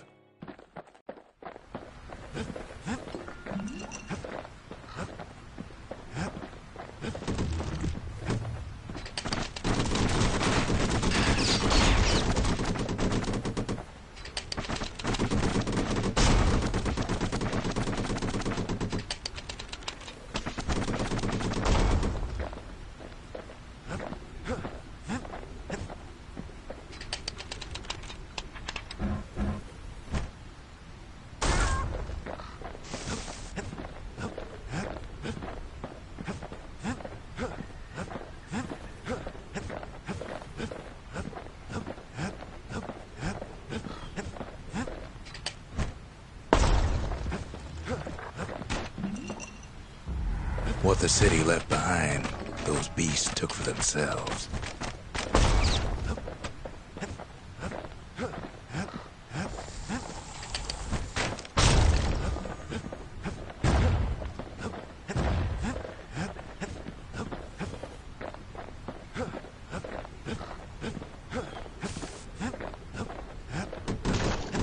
Maybe they've thought about turning back, just like we have.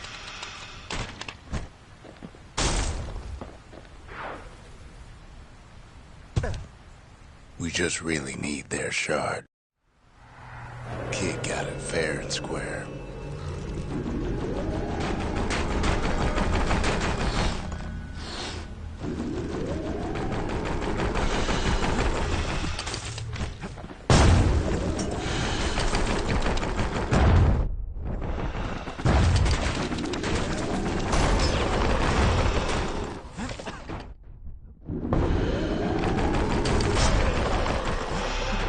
That's the way.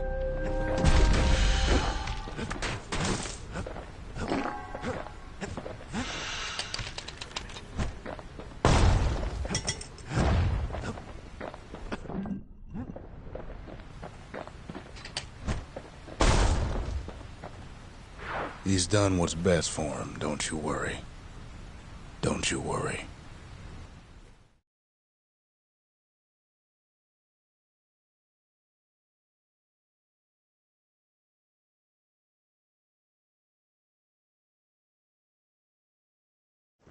We'll all be better off once the Bastion is complete.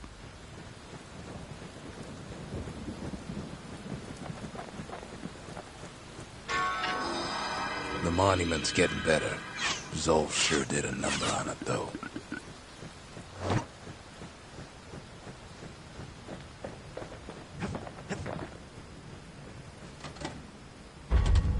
The arsenal's complete, in case we need protection.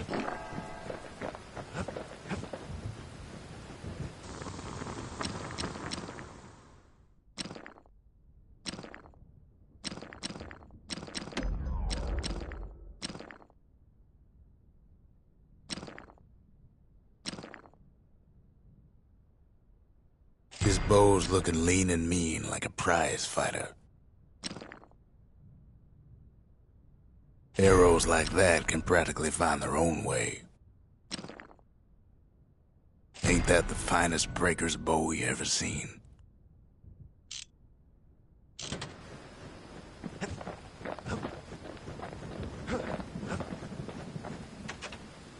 Fixed that thing right up, didn't we? Made these goings-on a little livelier.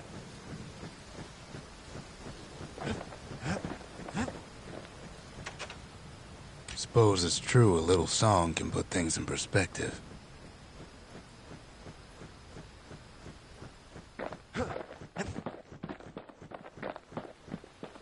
Just a couple shards left. The quarry's gotta have one, right?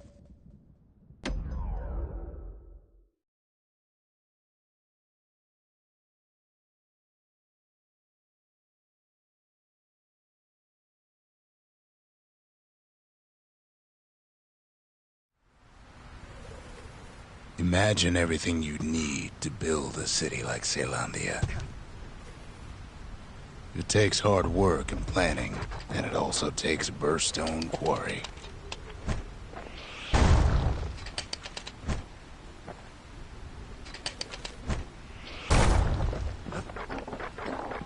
The Ura tunnels beneath the quarry must have softened the blow of the calamity.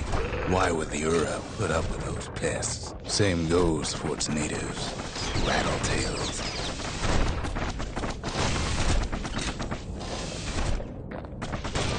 The quarry came with a lifetime supply of windbags. Windbags smaller than the naked eye can see are nesting in those rocks.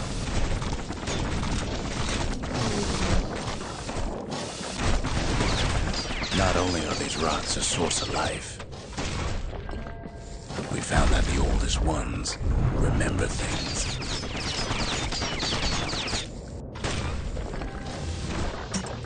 They're recording everything, all the time, taking it all in.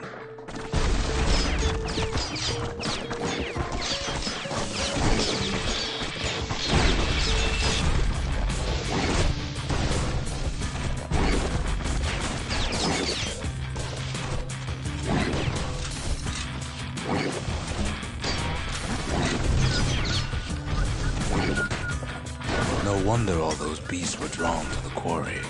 The rocks were calling them. Keeping the quarry free from pests turned out to be a problem. Rattletails kept tunneling in to snack on windbags.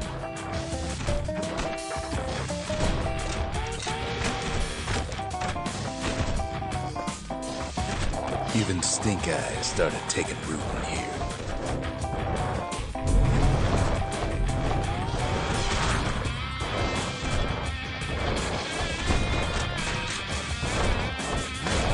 The quarry ain't exactly up to safety standards no more. Windbags tended to the rocks, so we had to keep the rattletails at bay.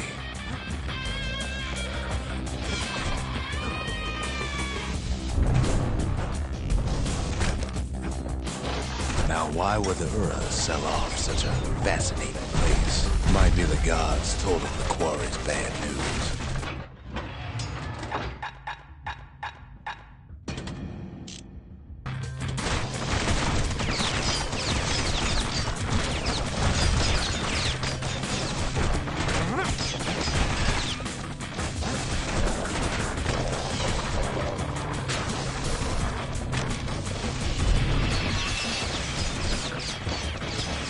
top of that, you know the hated anything above ground.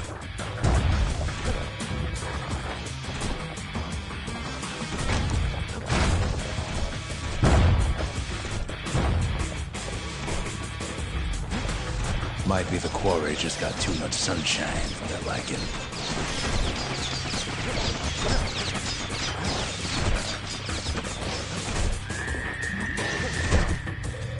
The always were a superstitious lot.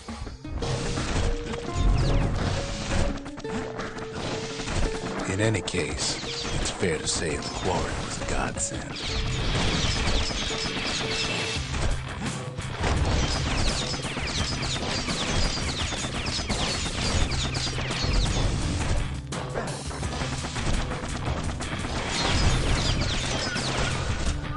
Those rocks, all polished to a mirror sheen.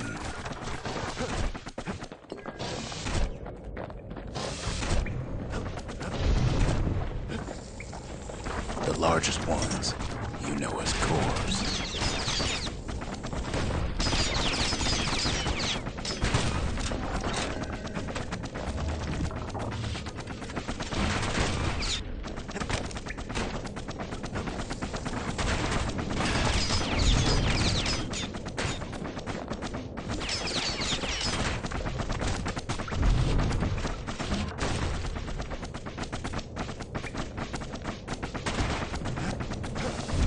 The smaller ones, we call them shards.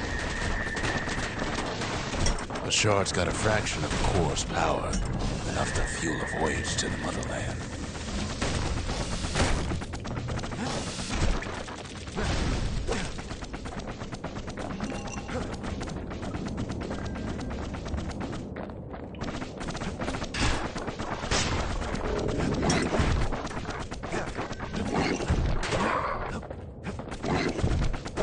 Well, now the quarry's all dried up. These rocks are much too young to be of use. Remember how I said rattletails ain't the worst thing in the quarry? That honor goes to a beast we took to Colin, Sir Lunky. Massive things stomped many of our boys. We just couldn't get rid of him. The only thing harder than the rocks burst on the quarry is Sir Lunky's head. We never could get stubborn old Lunky to leave the quarry alone. Then the kid hears a voice calling from down the hall. "Are you all right?" it says.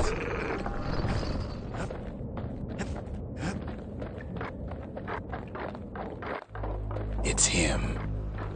"I've come to warn you," he says. "The Bastion is under siege. Let it fall. You should not go back."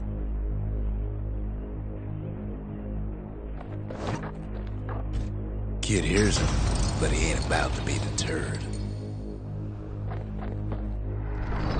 "If that's the way it is," he says, "then I won't stop you. Because my countrymen will." The next part's hard to talk about, no matter how many times I try.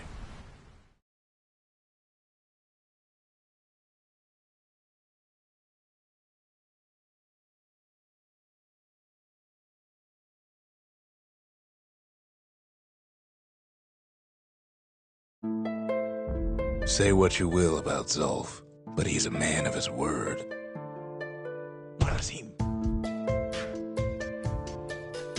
His countrymen don't much care for pleasantries, though. Too bad for that.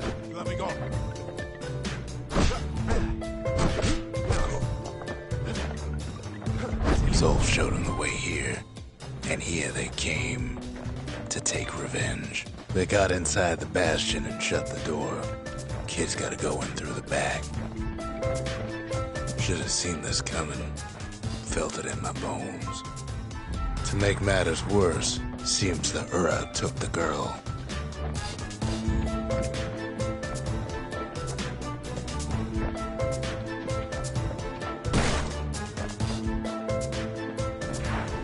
Unfortunately, they broke in, and they started digging their hole.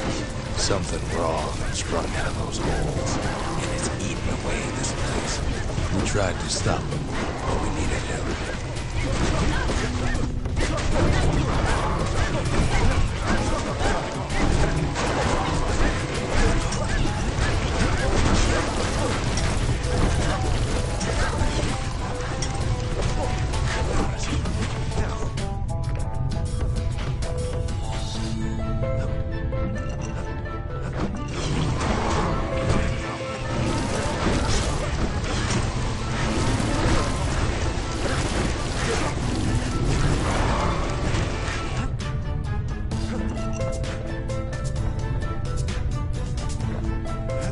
Somehow, some way, he sends those Ura packing. Problem is, it didn't matter. Zolf's plan worked.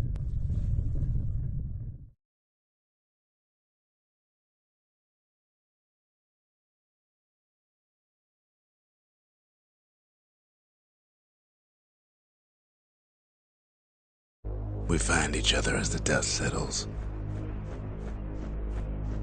Then I tell him why the Ura came. To get us back.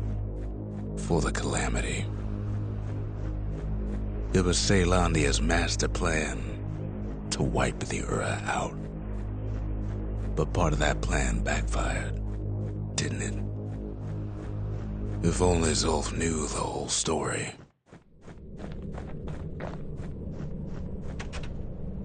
What were we to think? They must have got her, taken her back to her rightful home.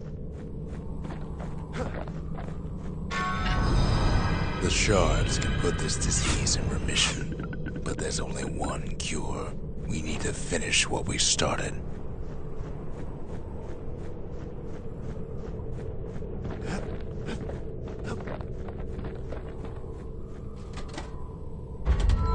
Ain't saying much, but that's the greatest forge in all the city. Now all we need is one last shard.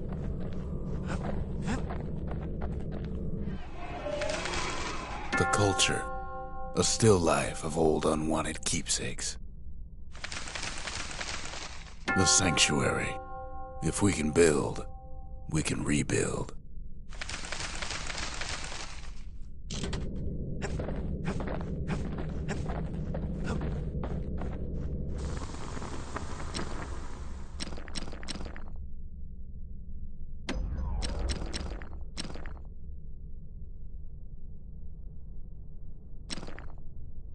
Takes a careful touch to rattle those bones like that.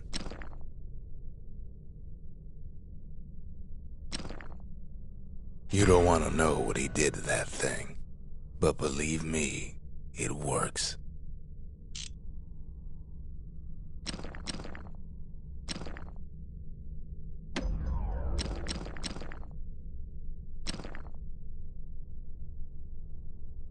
Now we're looking at some serious firepower.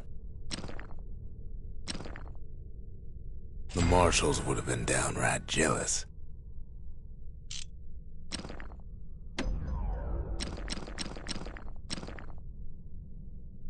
Now the weight of the world's behind us every swing.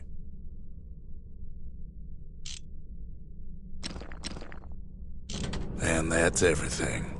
Mother knows he's paid his dues in that forge. The Ura swooped down from the east. At least now we know the way.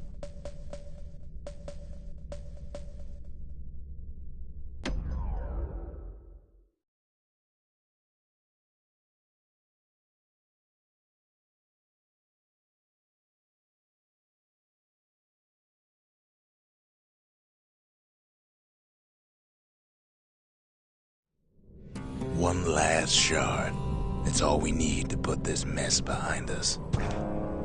And mother, what a mess it is. A mess like that could have only been made by hand. Zolf said the Calamity failed, and he's right. The Ura stand as living proof of that.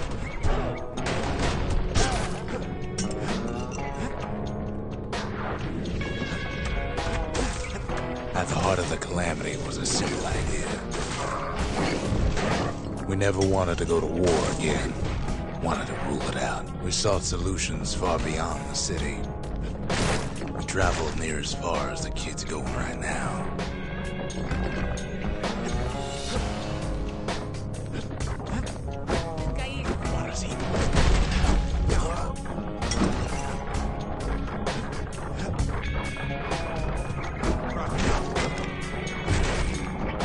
Most of our efforts didn't bear fruit. Then there was a breakthrough, but it didn't come from one of our people.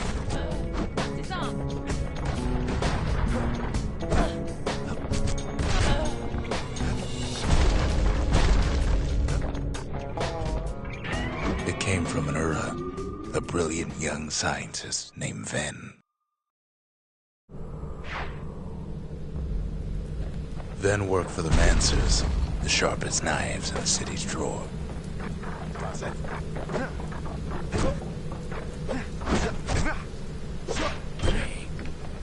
With his help, the Mancers devised a way to seal the Ura tunnels shut in a flash. Just like that, every last Ura living in the Tassel terminals will be gone.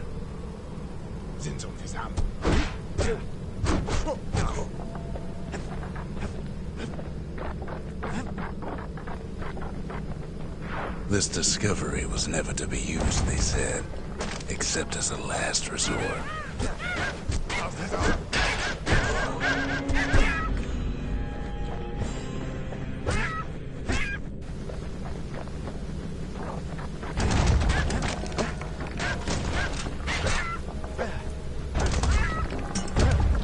But Ven didn't like being manipulated.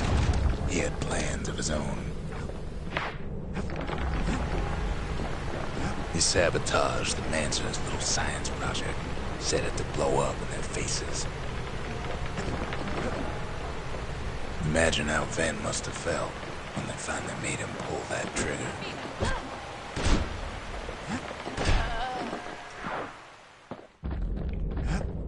But remember, the Bastion can fix everything. We just need that shard.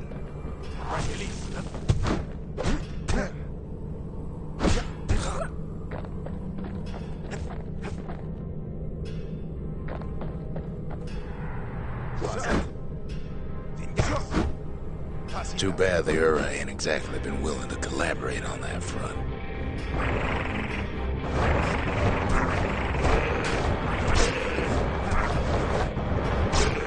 It's strange. Feels like I told this part 1,000 times. First things first, though. There's someone we figured needed rescuing. Zia.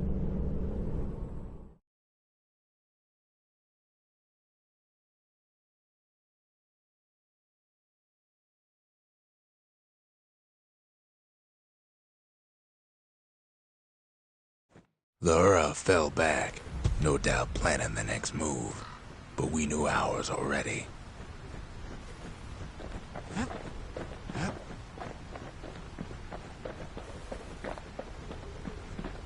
There's something we had to do before going after that last shard.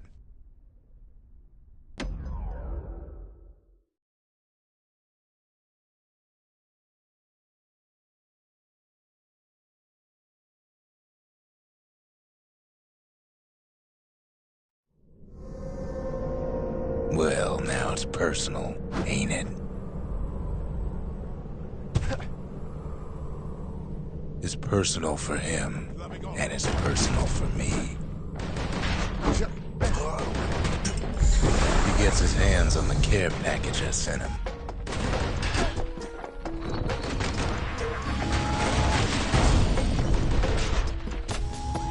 It's a little something I've been fixing up in my spare time.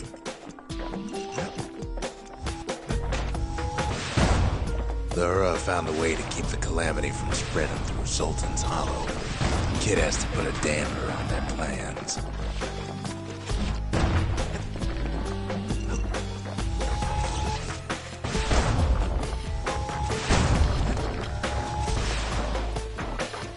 They got their own security and everything. Pretty fancy, even. Still, they ain't used to having visitors around. They've got these conductors that are all what's keeping the place together. Break enough of those things and the Calamity rocks slink back into the ground.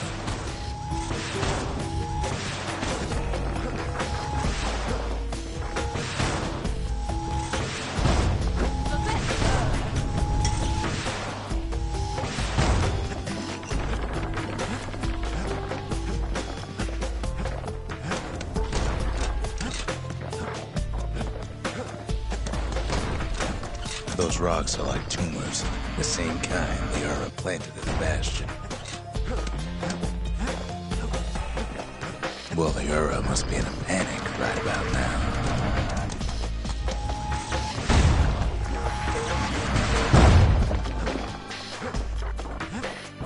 They even sick their little rattletail pets on the kid. Those rodents are just a bump in the road.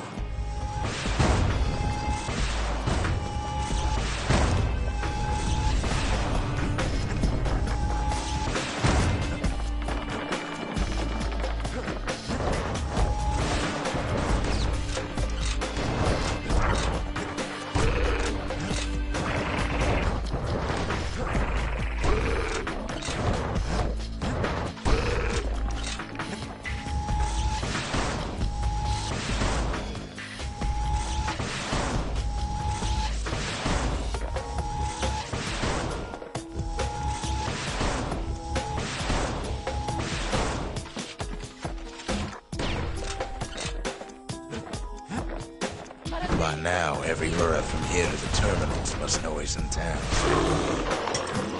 Most of the Ura's conductors are squared away in the middle of the hollow.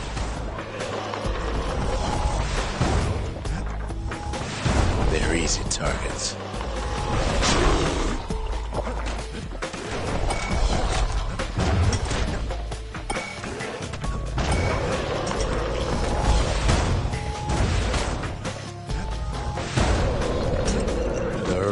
Hanging on to the barricade. After all, their homeland's not much farther.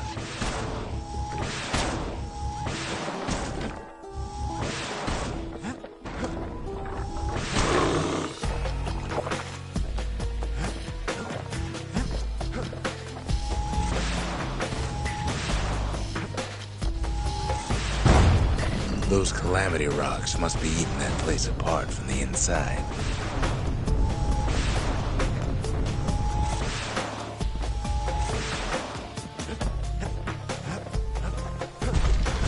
Maybe they know they've lost this.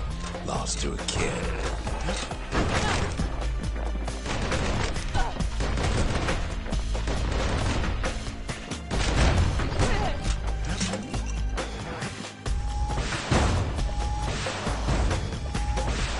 They underestimated us. Had us pegged all wrong.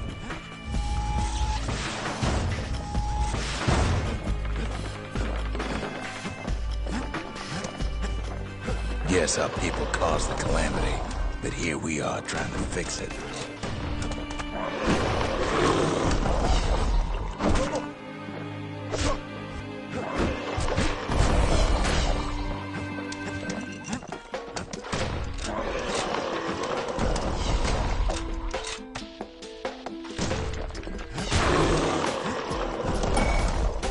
Did the Ura really think we just turn around and walk away? Shame the opportunity for civilized discourse is over. Suppose old Zolf should have got to know us better. Maybe I should have trusted him. Told him everything I knew.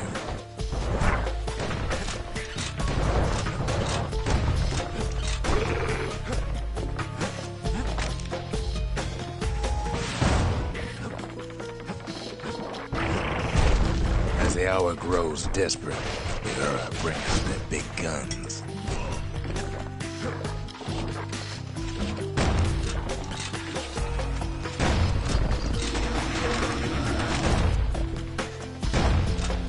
There's nothing standing in his way no more. Way out there on the edge of the world. That's where he finally finds you. But it ain't like Prosper Bluff this time. Ain't nothing for this gal to sing about now. Zia, you weren't kidnapped. No, ma'am. You just had to see what happened to the Ura. To your own people.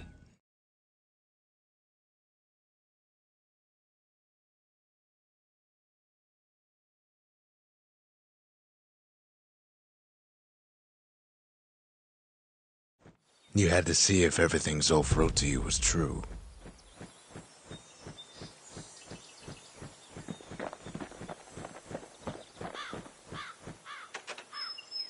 Sure you didn't drop that twangy thing on purpose? Just to see if he'd go after you?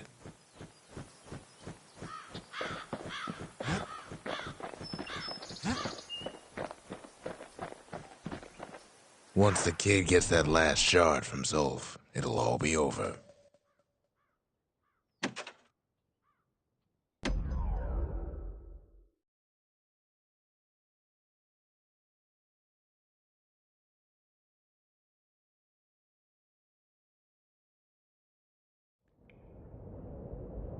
I can't hear him at all anymore. He's too far away. But he'll be all right.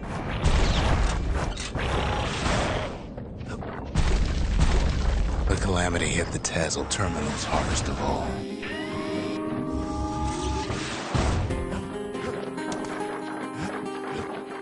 You know why Zolf went back there. Zolf must be there all alone, just waiting. All his old friends and family were there.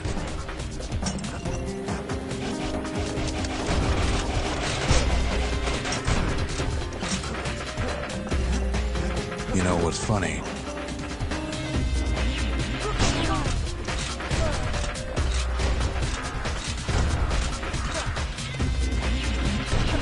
We're waiting. All of us are waiting for a kid.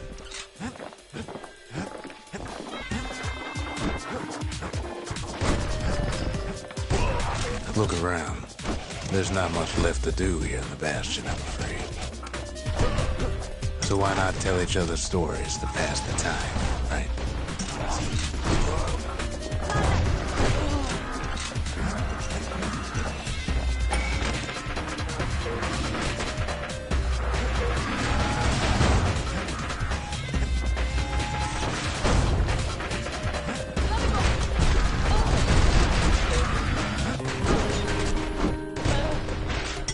But Zia, there's another reason I've been telling you all this. When a kid brings back that shard, the Bastion will be complete. What happens to Zolf will no longer matter.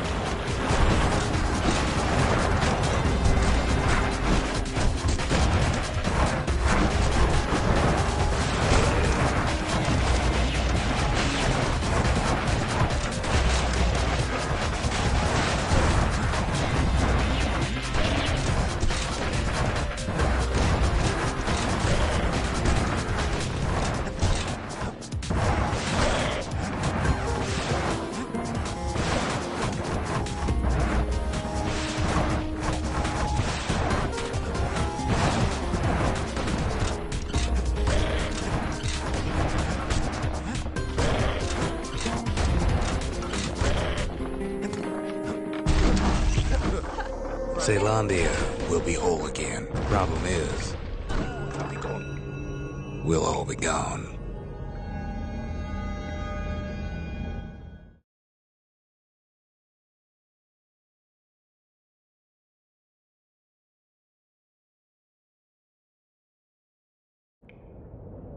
Oh, we're not gonna die. It's more like all of this will just stop. Things will go back to the way they used to be. This whole place is a living record of the times before the calamity, the way things were before this story.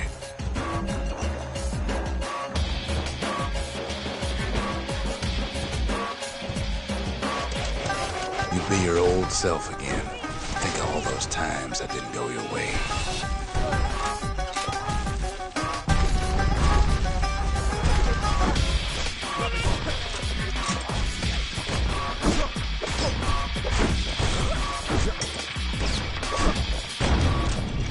All of life's little setbacks. Imagine if you could have another go at him. No mistakes.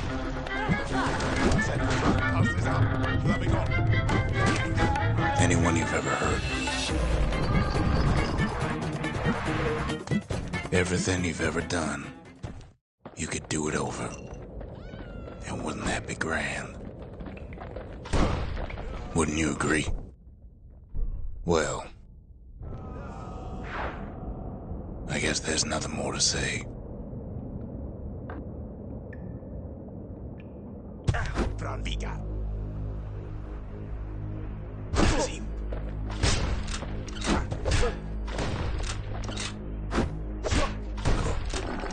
Who am I kidding?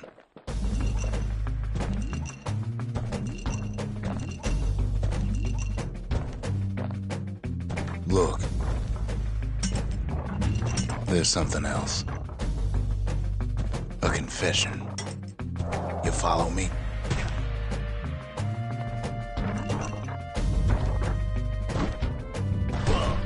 How come I know so much about the Bastion? Well, I designed the place, but that's beside the point. There's one problem with a place that sets things back to a bygone time. You can't test it. So you're probably wondering if the calamity happened already. What's to stop it from happening again after the Bastion does its thing? The answer is... I don't know.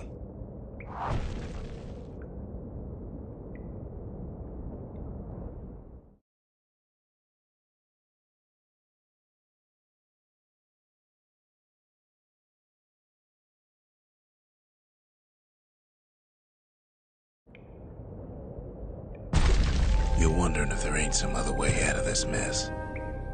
It's all right. I can tell. But why would you even want another way? Unless you wanted to stay here with us.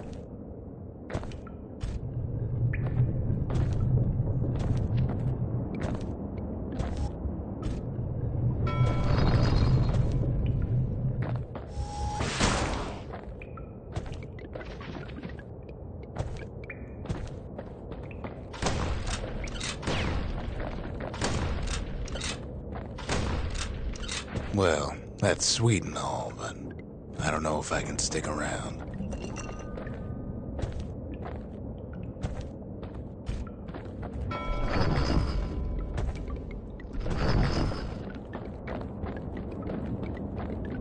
The weight of the calamity, it's on our shoulders. We can't just let it go. Bastion does have another function, strictly speaking. If ever the monument blew out and we couldn't repair it, we could still evacuate. First, we'd round up as many folks as we could carry. Next, we'd detonate the cores, and we'd take off away from here. Of course, that would mean no going back. Ever. But then again, that way all of us could leave the city. Together.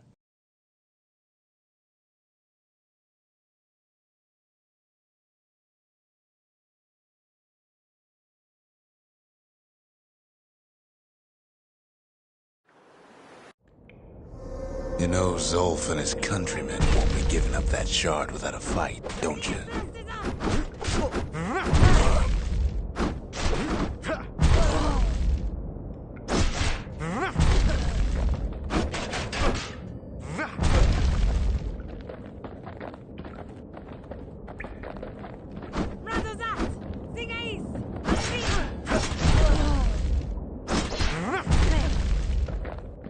Zolf and the Ura.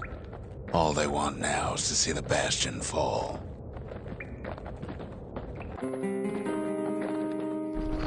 Zolf dedicated his life to a lasting peace between the Ura and Caelondia.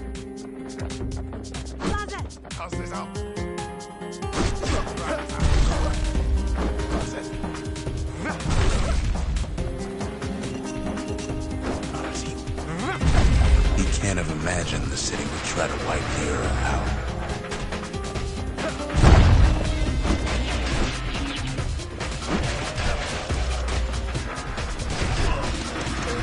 Zolf ain't lost every shred of decency though, has he? He tried to warn you about his plans. He tried to warn the kid.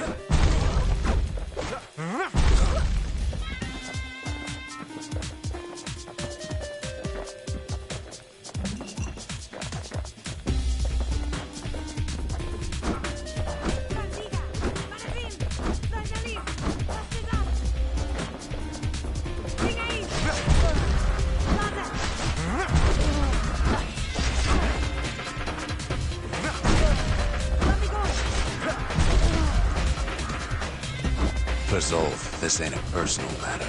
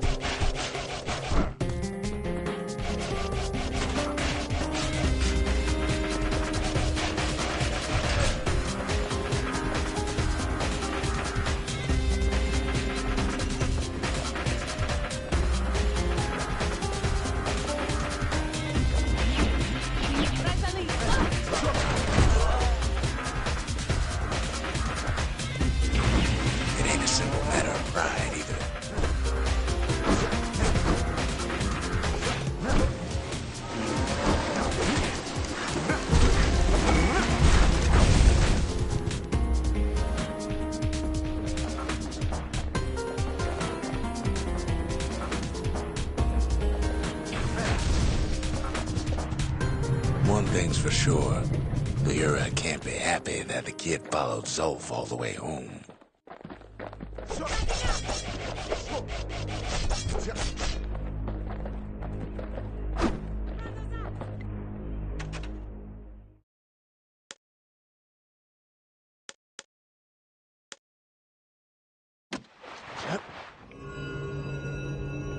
I can see it now. The kid in one corner, and Zolf in the other.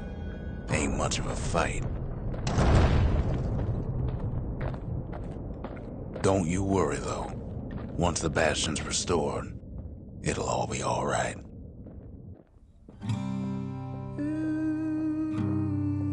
Although, after talking it over like this, guess I'm beginning to have my doubts.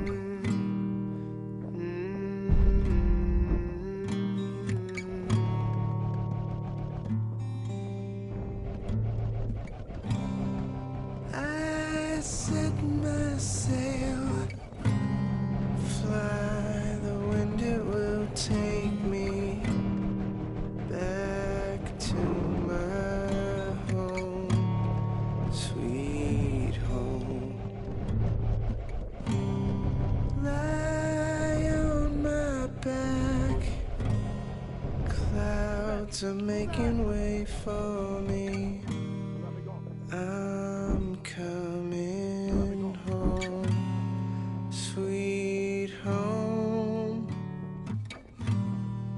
I see your star, you left it burning for me.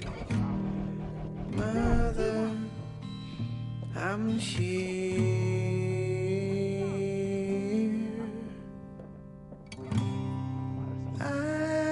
Open wide. Kid's probably dealt with Zolf by now.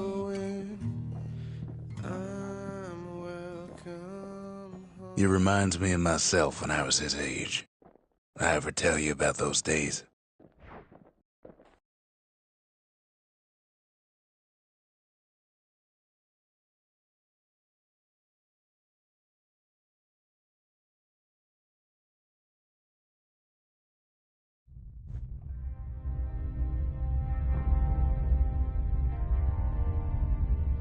Hey, kid.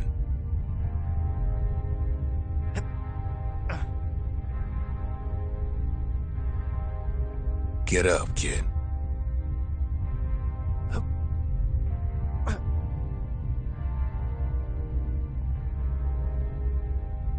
Come on, that ain't funny.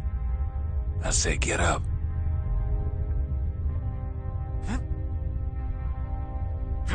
That's more like it. Now, set that shard into the monument there. Then we'll talk. The Bastion. It's finally finished. Now, there's something I want you to see.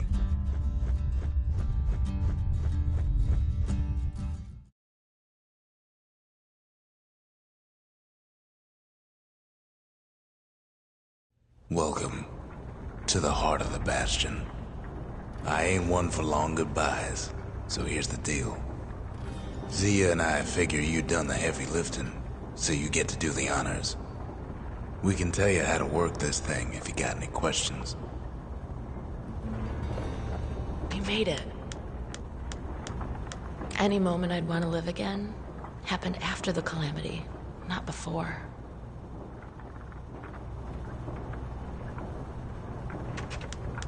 When I finally found my people, I told them we could help. They just took me for a traitor. Glad you showed up. Zulf tried to talk me into joining him. I tried to talk him out of it. I guess we both failed. If I could be any place I wanted, I'd stay right here. We could go anywhere in the world. So, let's see. You can either prevent the calamity, or stick around with me and Rex. I'd hate to be in your shoes.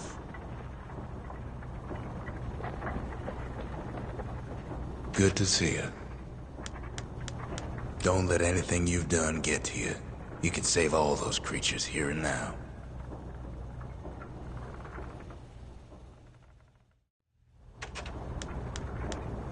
You've got one thing left to do, so you hang on to that badge. Besides, you earned it. Zulf only brought more ruin to the Ura. No wonder they didn't take kindly to him.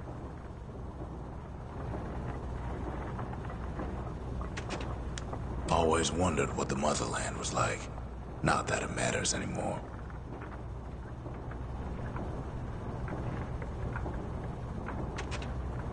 You can undo the calamity here and now. Go on, kid. And before I forget, thank you.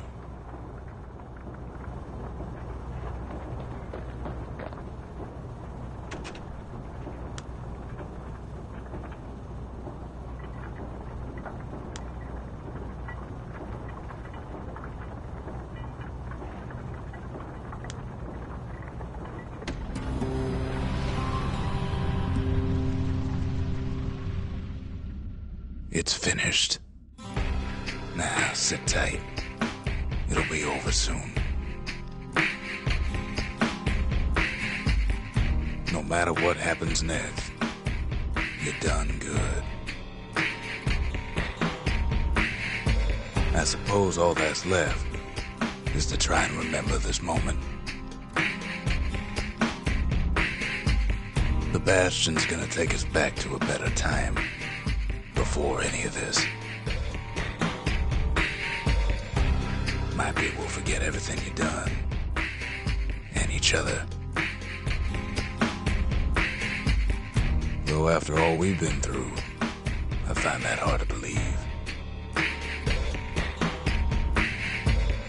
So long, kid. Maybe I'll see you in the next one. Saylandia, we're coming home.